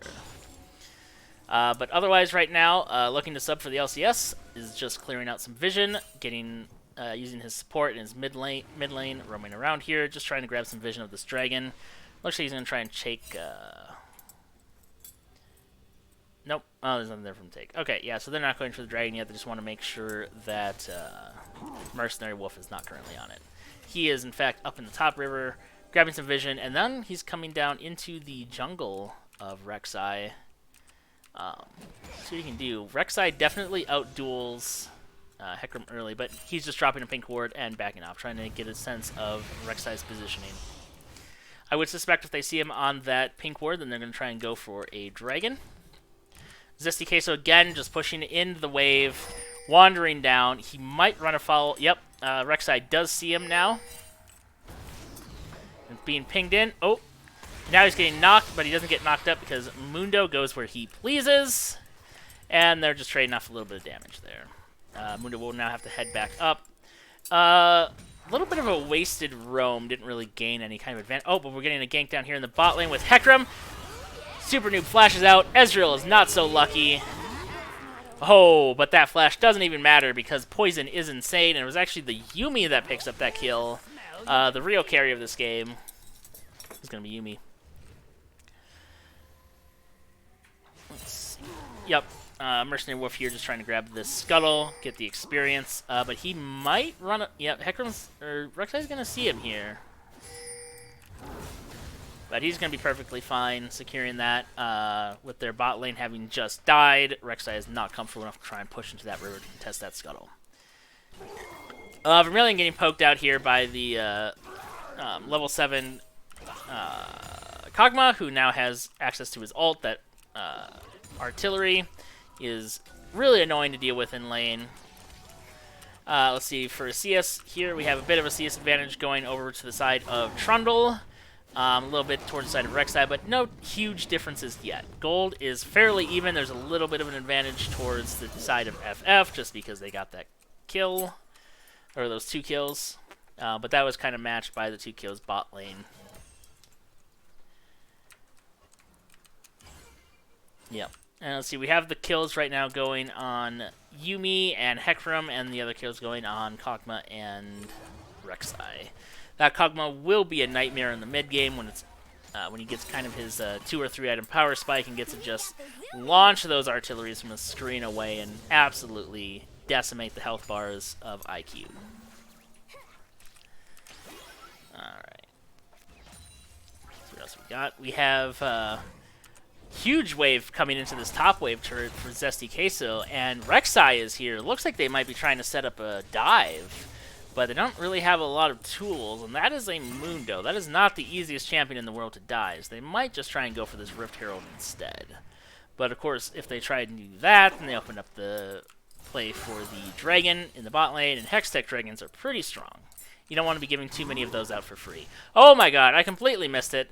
There was a play going on bot lane where Vermilion roamed, got a kill, and that is a dead Seraphine. But we see that Vermilion is debating whether she wants to go back, but she's going to try and push up into this river, see if she can get some vision. But Rek'Sai is waiting, prowling. But now with the team coming in, they suspect this gank coming in, and they are going to pincher this Kog'Maw. He flashes into the pit so that he can die there instead of the middle of the river. Rek'Sai diving in, gets the kill on Reese. Oh, looking to pick up the kill on...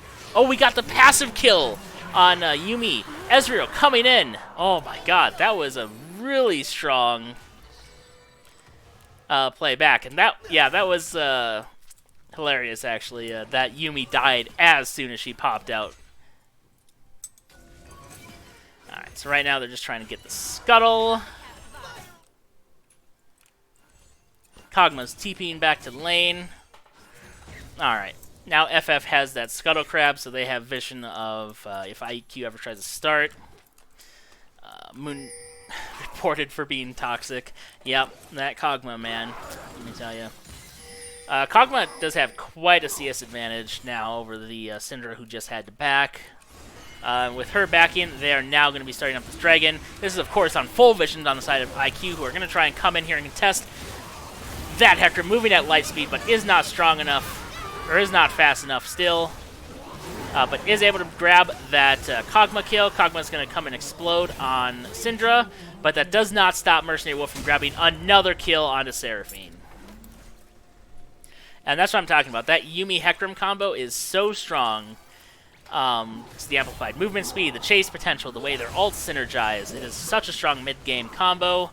We're going to see if it's going to pay off for the side of IQ here, so they can pick up their first win of the series.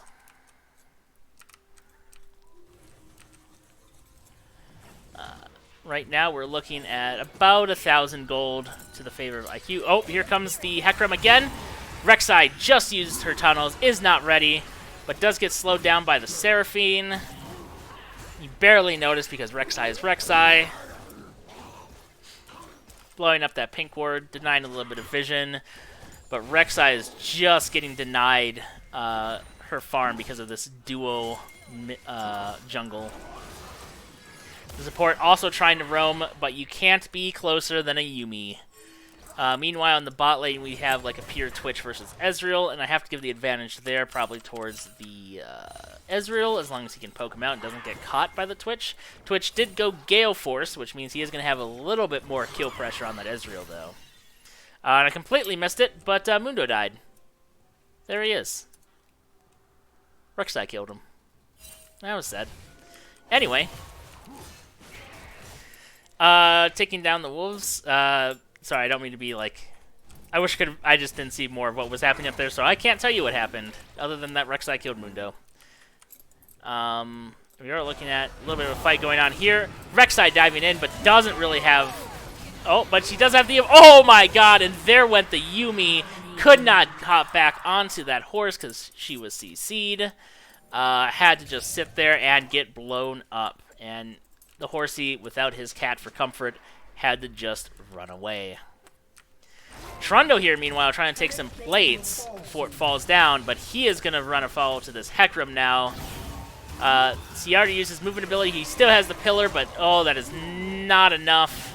He's going to try and fight it out. He might pick up the Hecarim here. He is very strong, but Hecarim's just going to walk away, and Mundo will clean up the kill. Very nicely played. There's Trundle picking up his kill. If we look a little bit at our builds right now, Mundo has finished his Mythic, his Frostfire Gauntlet. Trundle only has just now finished the Blade of the Ruined King. Means he's probably going to start shredding. He does have 20 CS up. He also has the Executioners and Boots, all very good against the Mundo, who's just trying to survive and play tanky. Twitch, meanwhile, is looking at the Gale Force, like I said, whereas Ezreal has that Essence Reaver and is working on that Mana next.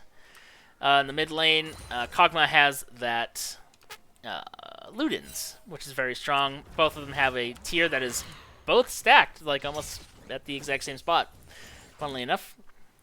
But Vermilion has not yet finished his Mythic.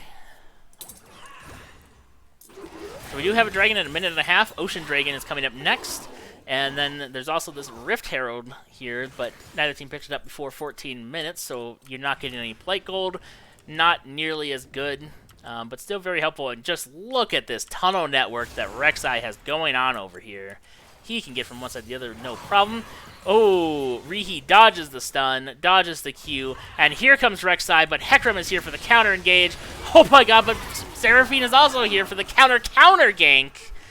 So much ganking all at once. Let's see, we have Twitch pinging for assistance here. Seraphine is gone, but looks like there's a gank coming down. And this is unfortunate because this is exactly when Reese decided he wanted to try and go in. But they're obviously not going to be able to catch the Ezreal here. Oh, they do catch the Ezreal, but they pay for it with Yumi's life. Supports always paying for the sins of their AD carries. That is a 2-for-1 on the side of FF. That is a 2-for-1 on the side of FF. They pick up the kill. Reese goes down.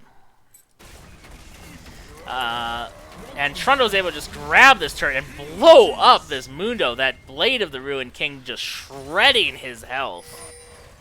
Hecarim looking to come in, but they see it coming with the scuttle there, and Trundle wisely backs off. But now, Hecarim is trying to go for this Rift Herald at the same time that we are getting a dragon down here from the team of FF. Obviously, you'd much rather have this dragon, but FF is just not in the position right now to be able to contest for it. Or, I'm sorry, IQ.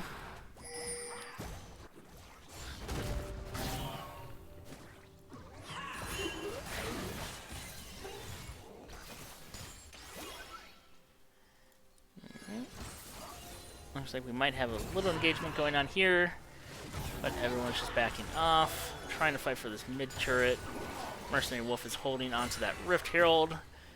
Probably will want to use it mid to break that open. Oh, but no, Rek'Sai is just going to leave him alone.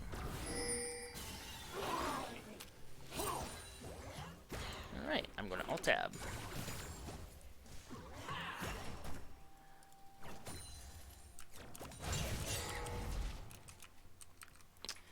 Oop, and I didn't even get what I wanted open. Classic Seth. There we go. Alright, now I'm set up. Now I'm gaming.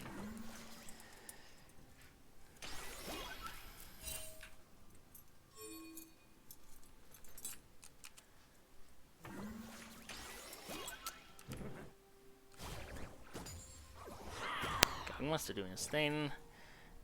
Reese going invisible, trying to catch, but he suspects. Yep, there it is. Gets the snare. Here comes Hecarim. Does not even need it. Reese is like, get out of here, Hecarim. This is my Yumi. I'm getting kills with her, not you. Hecarim might drop the Rift, but it's probably not even necessary. He is just going to take a tower shot. He's going to take 2. He's not going to take a 3rd, though. And they're going to blow up this tower, no problem. Unfortunately, IQ does not really have a good answer to this. Oh, and here it is dropping the Rift Herald, trying to get another turret. You typically don't want Shelly to take the long walk like that, but you do what you have to do sometimes. Twitch's invisibility, notably completely canceled by Rek'Sai when she's in the ground. Oh my god, Syndra's teleporting in. There's a huge fight going on. Ezreal all went down. Oh, but there goes the Seraphine blown up. Kog'Maw is next. Let's see if that passive, it cannot catch up to the Hecarim at all. That was a huge fight, heavily in favor of FF there. Very well played on their part, catching out those guys that were trying to roam down and answer that Rift Herald play. But here comes the Rek'Sai. This is a 2-for-1. Oh, that Brawler's Claw. Oh my god, that healing is insane on Yumi. But Ezreal's here now as well. Flash forward. Oh, he's just juking him. And here comes Syndra with the stun. Oh my god, the Twitch is still alive. Teleport coming in on the side. The Mundo. Here he comes to finish off the Rek'Sai. Get the shutdown. Oh, and Twitch gets spotted out. And he just takes him. He dies, but he gets the shutdown on the Twitch. Beautiful. We have 30 seconds to the next Rift Herald spawns, and we have this is going to be Baron spawns, and 2 minutes for the next dragon. It is Infernal Dragon, which means Infernal Soul is on the table. Huge for whichever team gets that, and whichever team starts to stack up those free... I cannot actually see my chat well enough. Sorry. The greedy recall. That's right, Etram.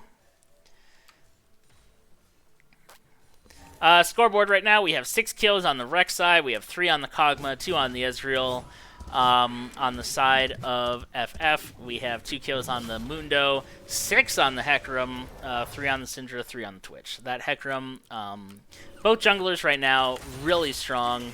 Like I said, I think this game really comes down to which of them is going to be playing out better. Both of them had some really strong ganks. Right now, the gold advantage is in the way of FF by 2,000. But still, it's really anyone's game. That Hecarim Yuumi combo, which is already, you can already see the cat is choosing the horsey to ride on instead of the rat. That is a very potent combination.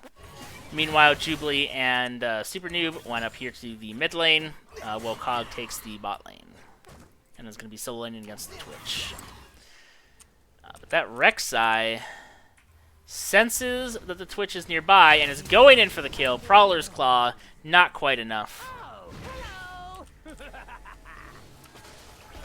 Oh, and here comes that real speedy. Oh, a little bit of a disconnect. Oh, but that charm was really strong. Oh my god, that Hecarim just getting melted, has to ult out.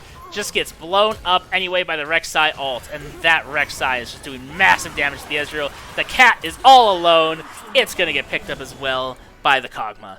Really powerful play there. Hecarim was trying to go in for a catch. But the whole team of IQ was there waiting, and now IQ gets to pick up their 3rd dragon of the game. Huge for them. Syndra's trying to come in, but it's just not enough. Oh my god, and he lands the artillery, taking down the Syndra. Vermilion just blowing up to that little vomit gunk from the sky. And top lane is still top lane. You know, they're farming. They're doing their thing. Ooh, although he is going to come try and take this red buff, but it is going to be spotted here by the Hecarim. I don't really agree with the preemptive pillar, but I guess it ended up working out. Twitch Yuumi now coming into the mid lane. At this point in the game, I would say that Yuumi can pretty much just permanently be on top of that Hecarim, but we'll see. I'm not exactly the Yuumi pro here. That Seraphine doing negligible damage to that Twitch. He's going to go invisible. He's going to try and maybe sneak around, pick up this Kog'Maw, but he is 3 levels behind. That is not a guaranteed kill, but it does end up working out. The Kog'Maw passive going to not pick up. Oh, they got it. And that is a cat without a home. And like all cats without homes, you murder them. I guess. I'm joking. I love cats. Mundo does take the top turret in response. Good for him. We like to see top laners do things like take turrets. They spot out the Syndra, though, who was just kind of wandering through her own jungle. How disrespectful of her, as here comes Rek'Sai. Oh my god, but that is a Hecarim ult. Huge ult, massive stun. There's the ult. Oh my god, but he dodges all the damage with his ult, and Rek'Sai gets out alive. Oh my god, you thought you were ganking Rek'Sai. Rek'Sai was ganking you. And someone needs to go clean up that wave. That is correct. Ezreal is on his way down there right now to try and push that wave out so it doesn't take that turret. Mundo is waiting for some gold to finish an item. Looks like he got what he was looking for. Let's see, on the item side, we have Bramble Vest on Mundo with a few other tank items. Really helping now against the Trundle, who's probably not able to do him very well anymore. Actually, Trundle is pretty far behind. Looks like he's trying to finish up Triforce, but it's not quite there. He bought a Merc Treads to help him against the Syndra that he fights a whole bunch. That Twitch just blew up the Kog'Maw and is going to die and return to the Kog'Maw passive. Kog'Maw likes to take one with him down the road. I'm making this trade all day. I don't care, says Reese in all chat. Okay, I am also a fan, says Kog'Maw. Yep, trading the AD carry for the mid laner. Although the AD carry is quite down on the level. That was a huge stun on Ezreal, but that Rek'Sai is hunting, going for the ult, just blows up Syndra. The Syndra with almost no health, so I guess I shouldn't be that surprised, but that is a very scary Rek'Sai right now. They're trying to come in for a gank. Here comes Mundo wearing that cat, going in for the snares, able to catch the Ezreal for the shutdown. Yuumi pops over onto the Hecarim. Now Mundo is just going to try and not die. See, Reese right now, he has the GA notably and the, what's it called? Edge of Night. So he's actually deceptively hard to kill. And with that Prowler's Claw, you can kind of get on top of you wherever you are, get you with a knock-up, and that ult gives him a lot of playmaking potential, as we've seen. But Rek'Sai is kind of hitting the point in the game where she is going to fall off a little bit. Trundle, meanwhile, got his Triforce done. Trying to make waves up here against the Hecarim, but that is not a fight he wins. He recognizes that and backs off. Mundo having a big shutdown right now at 500 gold. He is getting exceptionally tanky with that Dead Man's Plate, that Frostfire Gauntlet, and that Randuin's, not to mention the Ninja Tabby and the Bramble Vest. Ezreal, Rek'Sai, Trundle, they're not really going to be able to get through that Mundo. They're going to need the Kog'Maw there to kind of clear it up. Kog'Maw also sitting at 3 items. Oh, here comes the Mundo. Yeah, taking damage, not nearly enough. Oh, here we go with the Rek'Sai coming in to fight the... getting feared. Can't get the Blast Plant off. Hecarim blows it up preemptively. Here comes the Yuumi Snare. That just blows him up, but there's a huge team fight. Kog'Maw just firing off those artillery shots. Ezreal getting blown up by the Hecarim. The rest of the team being run down by Mundo and Syndra. Mundo falls, which is a huge shutdown to put onto the Trundle, I guess. I thought it went to the Kog'Maw. Here comes the Kog'Maw passive, but that's not going to do anything. And that is going to be the first dragon for the side of FF. Huge that they did not give away the Infernal Soul there to IQ.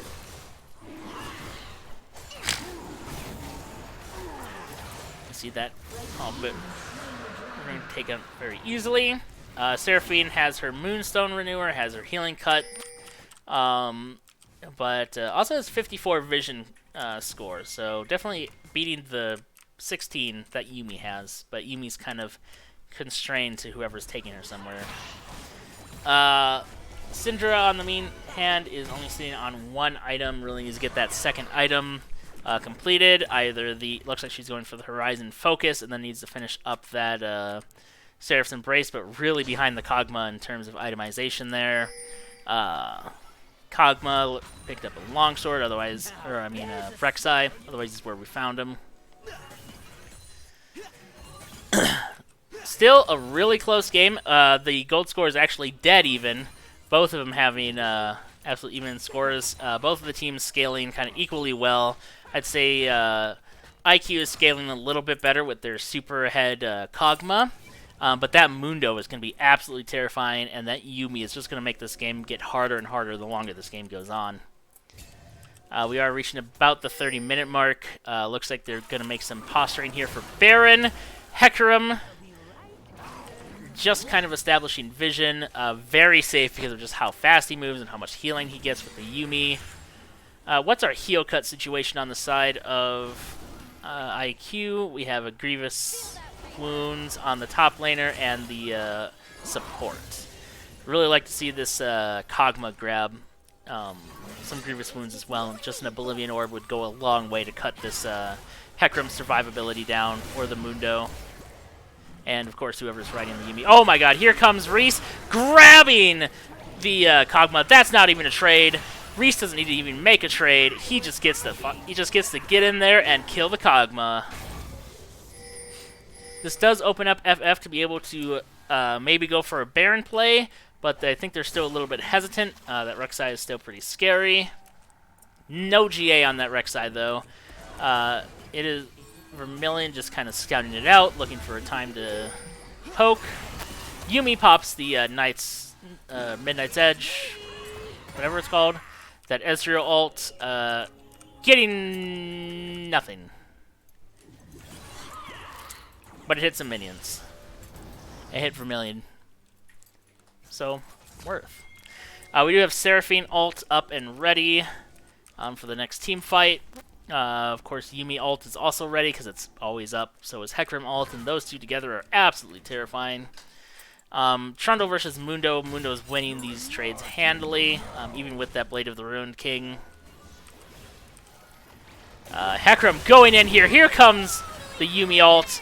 Those are some trapped people. Has to flash out. Doesn't matter. Seraphine's still dead. This is the death of the Rek'Sai. There he goes. There she goes. Dead and buried in the tunnel she loves so much. Now they're just going to rotate over and I imagine start this Baron almost immediately. Vermilion is taking a crap ton of damage from that Ezreal. Almost gets popped by the ult. Hecarim's just starting this Baron. Does not do it very fast. Needs the Twitch over here, who is of course coming. But even the two of them together are not bursting this very quickly. There is, I think, enough time for Rihi to maybe go in and try and poke a little bit. They should know that they're on it. There is no vision, but looks like they're just content to give this Baron away. And after this, we have a drain in 1 minute. Yep, there goes the Baron on the side of Red Team. This is pretty huge because it's, well, mostly because of the level 17 Mundo, who's able to just sit in the side lane with this Baron and live forever. He does have teleport. I imagine he's recalling now so we can start pushing top lane so they can TP down for this dragon fight in 40 seconds. Mundo might also just walk straight there, which looks like that's his plan. Hecarim gets to recall pretty early, but the side of IQ is establishing some early pressure. Rek'Sai sitting here in the bush, looking if he can get a cheesy pick. Hecarim is not the pick that he's looking for. Obviously, he'd love to pick the Hecarim, but he's not able to. Trundle trying to run down this Mundo and just not doing damage to him. And now the whole team of FF gets to answer, blow up the Trundle, and sweep in here to the river, basically uncontested. There's not a whole lot that the side of IQ can do against this massive team. Look at this. Here comes the snares. Here comes the Hecarim, blowing up the team, one after the other. Whoever he catches out, whoever he finds, doesn't matter if you run, you can't hide. Hecarim, Yuumi is coming for you. Yeah, the side of FF is just running away with this game right now. Absolutely demolishing every advantage they can. Not even doing this dragon right now to not give Rek'Sai any chance to steal. He's going to finish it off very clean, grab their second Infernal Dragon. They are still a ways away from Soul, but if they can use this Baron to kind of push down a few of these towers, they might not even need the full Infernal Soul. We also have Syndra here pushing a massive wave into the spot side. This is the tower falling. They might just have to back up here. The team of IQ is fresh, but not enough of their members are up yet. They do get to grab this inhib. Syndra's just going to push this wave in, and I imagine back off. She doesn't want to get caught here any more than anyone else does, but Mundo and Hecarim are here to kind of provide her some safety to walk out. Absolutely devastating advantages on the side of FF right now. There's 7,000 gold up. It's not over for IQ, not by any means. That Kog'Maw is still really strong, really scary. Ezreal is starting to do a lot of damage, really came online, has that Crown of the Shattered Queen, which I didn't expect, but can be really strong onto the heavy dive comp that we're seeing. Rek'Sai just getting grabbed up here. Gonna try and get this knock up, but he's just been stunned forever. Gets the ult off, though. Grabs the Yuumi and the Hecarim. Rek'Sai is still alive. Gets to back off. Mundo just gets to walk away because he's Mundo. But they are going to try and go for the kill here. Maybe a bit of an overchase. I'd rather see him just push out these waves. Oh my god, but they do grab the Syndra. Perfect. And there's not really much else on the map for them to fight with, unfortunately. But they do get to grab a few of those shutdowns. They do get to even out the gold lead a little bit, and they get to freely push out these waves, reestablish vision of their jungles, so they can start trying to position for this Baron in 2 minutes or this Dragon in 3. If IQ is able to grab this next dragon and get that Infernal Soul, that's going to be huge. Characters like the Reese just won't be able to stand up. It should add a lot of burstability on the Ezreal. Would need the extra bit of damage. Oh, but oh my god, Reese it does so much damage. He's been solo laning for such a long time. If we look at his scorecard here, he is on 5 items. This is a full build Twitch, ready to blow up anyone and anything that comes in his path. He is also a 700 gold shutdown. 13 kills. That is a scary Twitch, able to just pop out of nowhere and cause massive amounts of damage. To counter this, IQ is really going to need to get a lot of vision of the bushes, of the rivers, try and scout out this Twitch wherever he goes so he can't just jump out and scare them out of nowhere. But on the other hand, Hecarim and Yuumi are doing a great job of clearing out vision here. They know that they want to give this either Hecarim or Twitch some open opportunities to kind of gank the rest of the team. Really strong for both of them. Trundle, meanwhile, just pushing those side waves, gets a billion attack speed. Doesn't matter. Ezreal on Jubilee, or Jubilee on the Ezreal. Ezreal's playing Jubilee, actually. Really being able to make some advantages here. They do see the Hecarim. They don't want to really commit to going in. I completely missed it, but that's Kog'Maw dying again to the Rat. That Twitch is just an absolute thorn on the side, and this is just a scary comp for IQ to be able to deal with. When the Twitch is this fed, when the Hecarim and the Yuumi are this well coordinated, and the Mundo is just such a tank, there's not a whole lot of angles for IQ to be able to fight a fair front-to-back team. And this is about as front-to-back as you can get with these guys. And by front-to-back, I mean Hecarim's running at you from the front, and then he's suddenly in the back. I have someone asking who won game 1. It was FF. Yeah, it was FF. So this will be their second win if they're able to close this game out. Mundo just shoving down those turrets. We do have Baron in 10 seconds and a Dragon in 45. This is going to be a huge objective. Hecarim was trying to get off recall. Isn't working.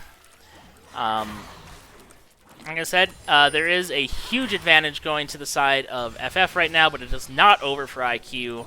That Rek'Sai has pretty much fallen off, but it can still delete a squishy like Twitch if it finds him. Kog'Maw is dead, and Seraphine's about to follow. There goes the Ezreal. That is 3 dead on the side of IQ, and FF, I think, is just going to look to close out this game right here, right now. Mundo's taking down this last turret. Trundle's dying to the Twitch. That Reese is so scary.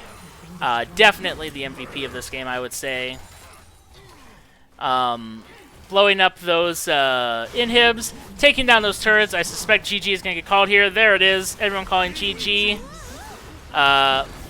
And it's unfortunate. Rek'Sai had such a dominant performance in the early game, but just falls off as Rek'Sai does. And that Yuumi was just on whichever carry she needed to be to really enable. And there goes the inhib. There comes the troll recall. Game over.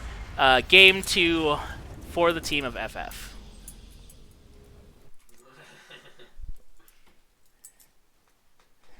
Well played for every team involved. It was great to watch.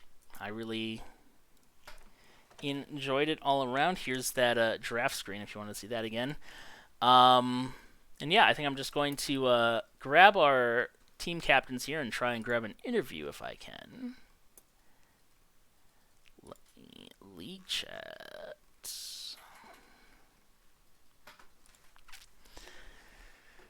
That'll be Reese, and it should be Rihi is the captain. Yep.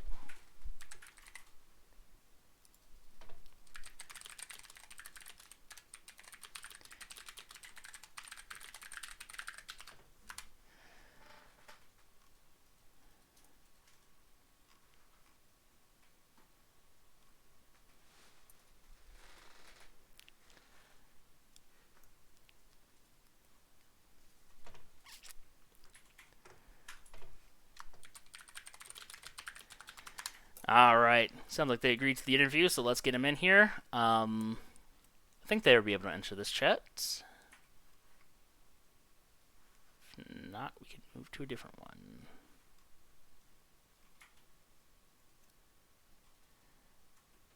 Let's see. Yeah, really good games I felt played by both players. Hey, Rihi. Hello. Hello, guys. Excellent games played by both of you. FF, congratulations on your 2 Thank wins. Thank you. Yeah. Like you tried. We were so worried the first game though because we planned on just like winning early and getting like drag start to stack, and then our tank failed top lane. You guys got the first 2 dragons, and we're like, oh, we're hosed. They've got a Cassidon. Yeah, that Cassidon was getting real scary there. He was level 18 when like Lissandra was like level 15. It was pretty scary. But you guys were able to pull it through. So let's talk about that first game. So on the side of FF, you had Corky, Jin, Jarvan, Lissandra, Rel, really looking to try and close out the game early, if I'm reading that right. And then on the side of IQ, you had Jinx, Seraphine, Akali, Zach, Cassidon. Rihi, tell me a little bit about what you think went wrong that game. Well, we didn't mean to pick Akali, so that was the first fuck up. That was the first. We were very heavy magic damage with Zac jungle and 2 AP solo lanes that were both AP assassins, so easy to itemize against. We were almost going to say, hey guys, that was actually supposed to be Irelie, but we're like, whatever, we'll just go with it. We messed it up. And so that was the first problem. I think other than that, Reese just got really strong, and I could run him down if he was by himself, like the one time, but after I did that the one time, then he was never by himself. So then if I try to go, it's just like Jin 4th shot for 1200 to the face, and I'm like, all right, I was full health in that. Yeah, that Jin 1200 was absolutely devastating. Reese, what do you think went right with your team? We started just prioritizing team fights really well. I thought that we were picking our targets out, and we tried to chain CC as much as we could because Lissandra ults point and click, and then so I can hit my root with my W from just about anywhere. Jarvan can hit EQ, so we were just trying to make sure we like chain CC, especially on Cassidon. But we were just trying to focus either Akali or Seraphine if she's out of position. Just like anytime that we could get a pick, we just kind of went for it. Yep. It seemed really strong. I thought Jarvan too had some pretty good plays as well. Was really all over the map. Yep, really fighting those objectives. He had good vision. So let's talk about our second game then, where you had. Let me pull up your team here. So on the side of you had Rihi on Kog'Maw, and then you had Seraphine, Trundle, Rek'Sai, Ezreal, and then on the other side you had Twitch, Yuumi, Hecarim, Syndra, and Mundo. So Reese, start us off. Talk to us a little bit about your team comp and what you were trying to do. So they opened with Ezreal, which traditionally I think is a pretty weak laner and can be punished. So we were hoping to try to get a strong lane, and then when they picked Seraphine, who is also traditionally pretty weak in lane, we figured that we could just go with Twitch Yuumi and try to just snowball through bot lane. Yeah. And we wanted another person that could benefit from Yuumi pretty well, so we decided that like Mundo and Hecarim are both really good targets for Yuumi to just stick on if I'm not super fed as Twitch already. Yep. And then Syndra was just kind of like a filler, like a balance pick. Yep. Kind of even things out. Very safe laner, and I felt that that Twitch at the end game was an absolute monster, just coming out of invisibility and blowing people up. Yeah. After this AP build has gone around for so long, I think people have kind of forgotten how much of a hyper carry Twitch can be. Yep. Yeah, I definitely underestimated it when I first saw you lock him in, but that was very impressive performance. Rihi, let's talk about your team a little bit. So tell me kind of what you were thinking in the draft phase. So it's more of a poke comp, and we did good about it. I mean, Rek'Sai, kind of not as much, but I mean, good for picks and stuff.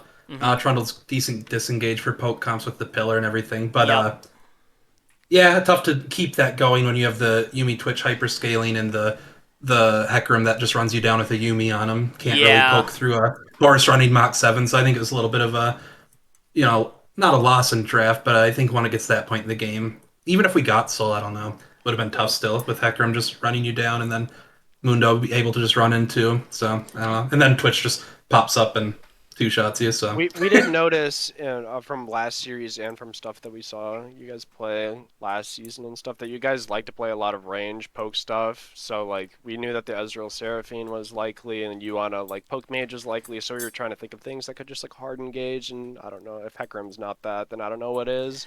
Yeah, Right. Hecarim, like you said, there's no way to really outpoke a Hecarim that's running down your face with that Yuumi attack. Yeah, I mean, Freeze him out. even if I slow him, he's got Chem Tank and Yuumi speed Yeah. up in his E and everything. So it's like, yeah, even if my trail's down, he just doesn't care. Yeah, and He's there, just still going super fast. yeah, there were so many times when you guys were trying to establish presence in the river, and then here comes Hecarim with a Yuumi ult blaring, and like the team just gets scattered and blown up by this Yeah. massive tank coming in. So yeah, I agree with you. I don't think it was lost at draft, but I think we need to Reese's- close out yeah, pretty Reese's- freaking early if we wanted to have a chance. but that Rek'Sai was definitely making the plays. Yeah. Oh, yeah. Definitely was throwing a wrench in our plans. That the Rek'Sai was so absolutely. strong. Yep. Unfortunately, Yeah, they would've been Rek'Sai awesome. Rek'Sai, just falls off, and Yeah. it happens.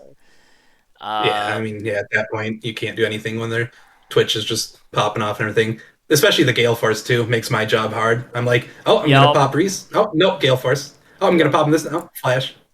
Just- Yeah. Yep, I recognize that. Once you got the Gale Force instead of the Kraken Slayer, you were definitely trying to go for more of an assassination type playstyle with that Twitch, which makes a lot of sense. Yeah. So, really well executed by both teams, I felt. FF obviously walked away with the win, but IQ, I think you guys should be really proud of how the games went. I think they were very close. Just wasn't quite there this week. So, and that's okay. Yeah. All right, any other final comments for our faithful listeners? No, I mean, thanks for watching and thank you for casting. Oh, for Yeah, sure. absolutely. Always appreciative of new casters, so it's good to see a new person behind the wheel. Yeah, I Yeah. had fun. I didn't really know what I was doing, but I had fun. Well, that's good. That's good. All right, We'll thank you have guys. funny. Time. Running into you in normal queue, that one. Oh Just god, that was hilarious. queued into him.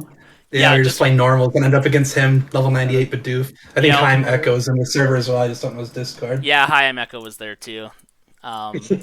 Yeah, we were That's we were funny. basically practicing, and then we just had Rihi in the mid lane, and it was like, oh, look at that. I was like, wait Hey, I know a this second, guy. hi beer league blokes. What's going on here? Hit tab and I'm like, Seth, well, what? Hold up. I want you to know, Hi, I'm Echo really disrespected your Annie pick, though. Yeah, I know. He didn't like that. No. Yeah, he I was like, hates well, Annie. sometimes you just wanna turn brain off and throw bears at people. I don't Dude, know. I play Annie so much in solo queue.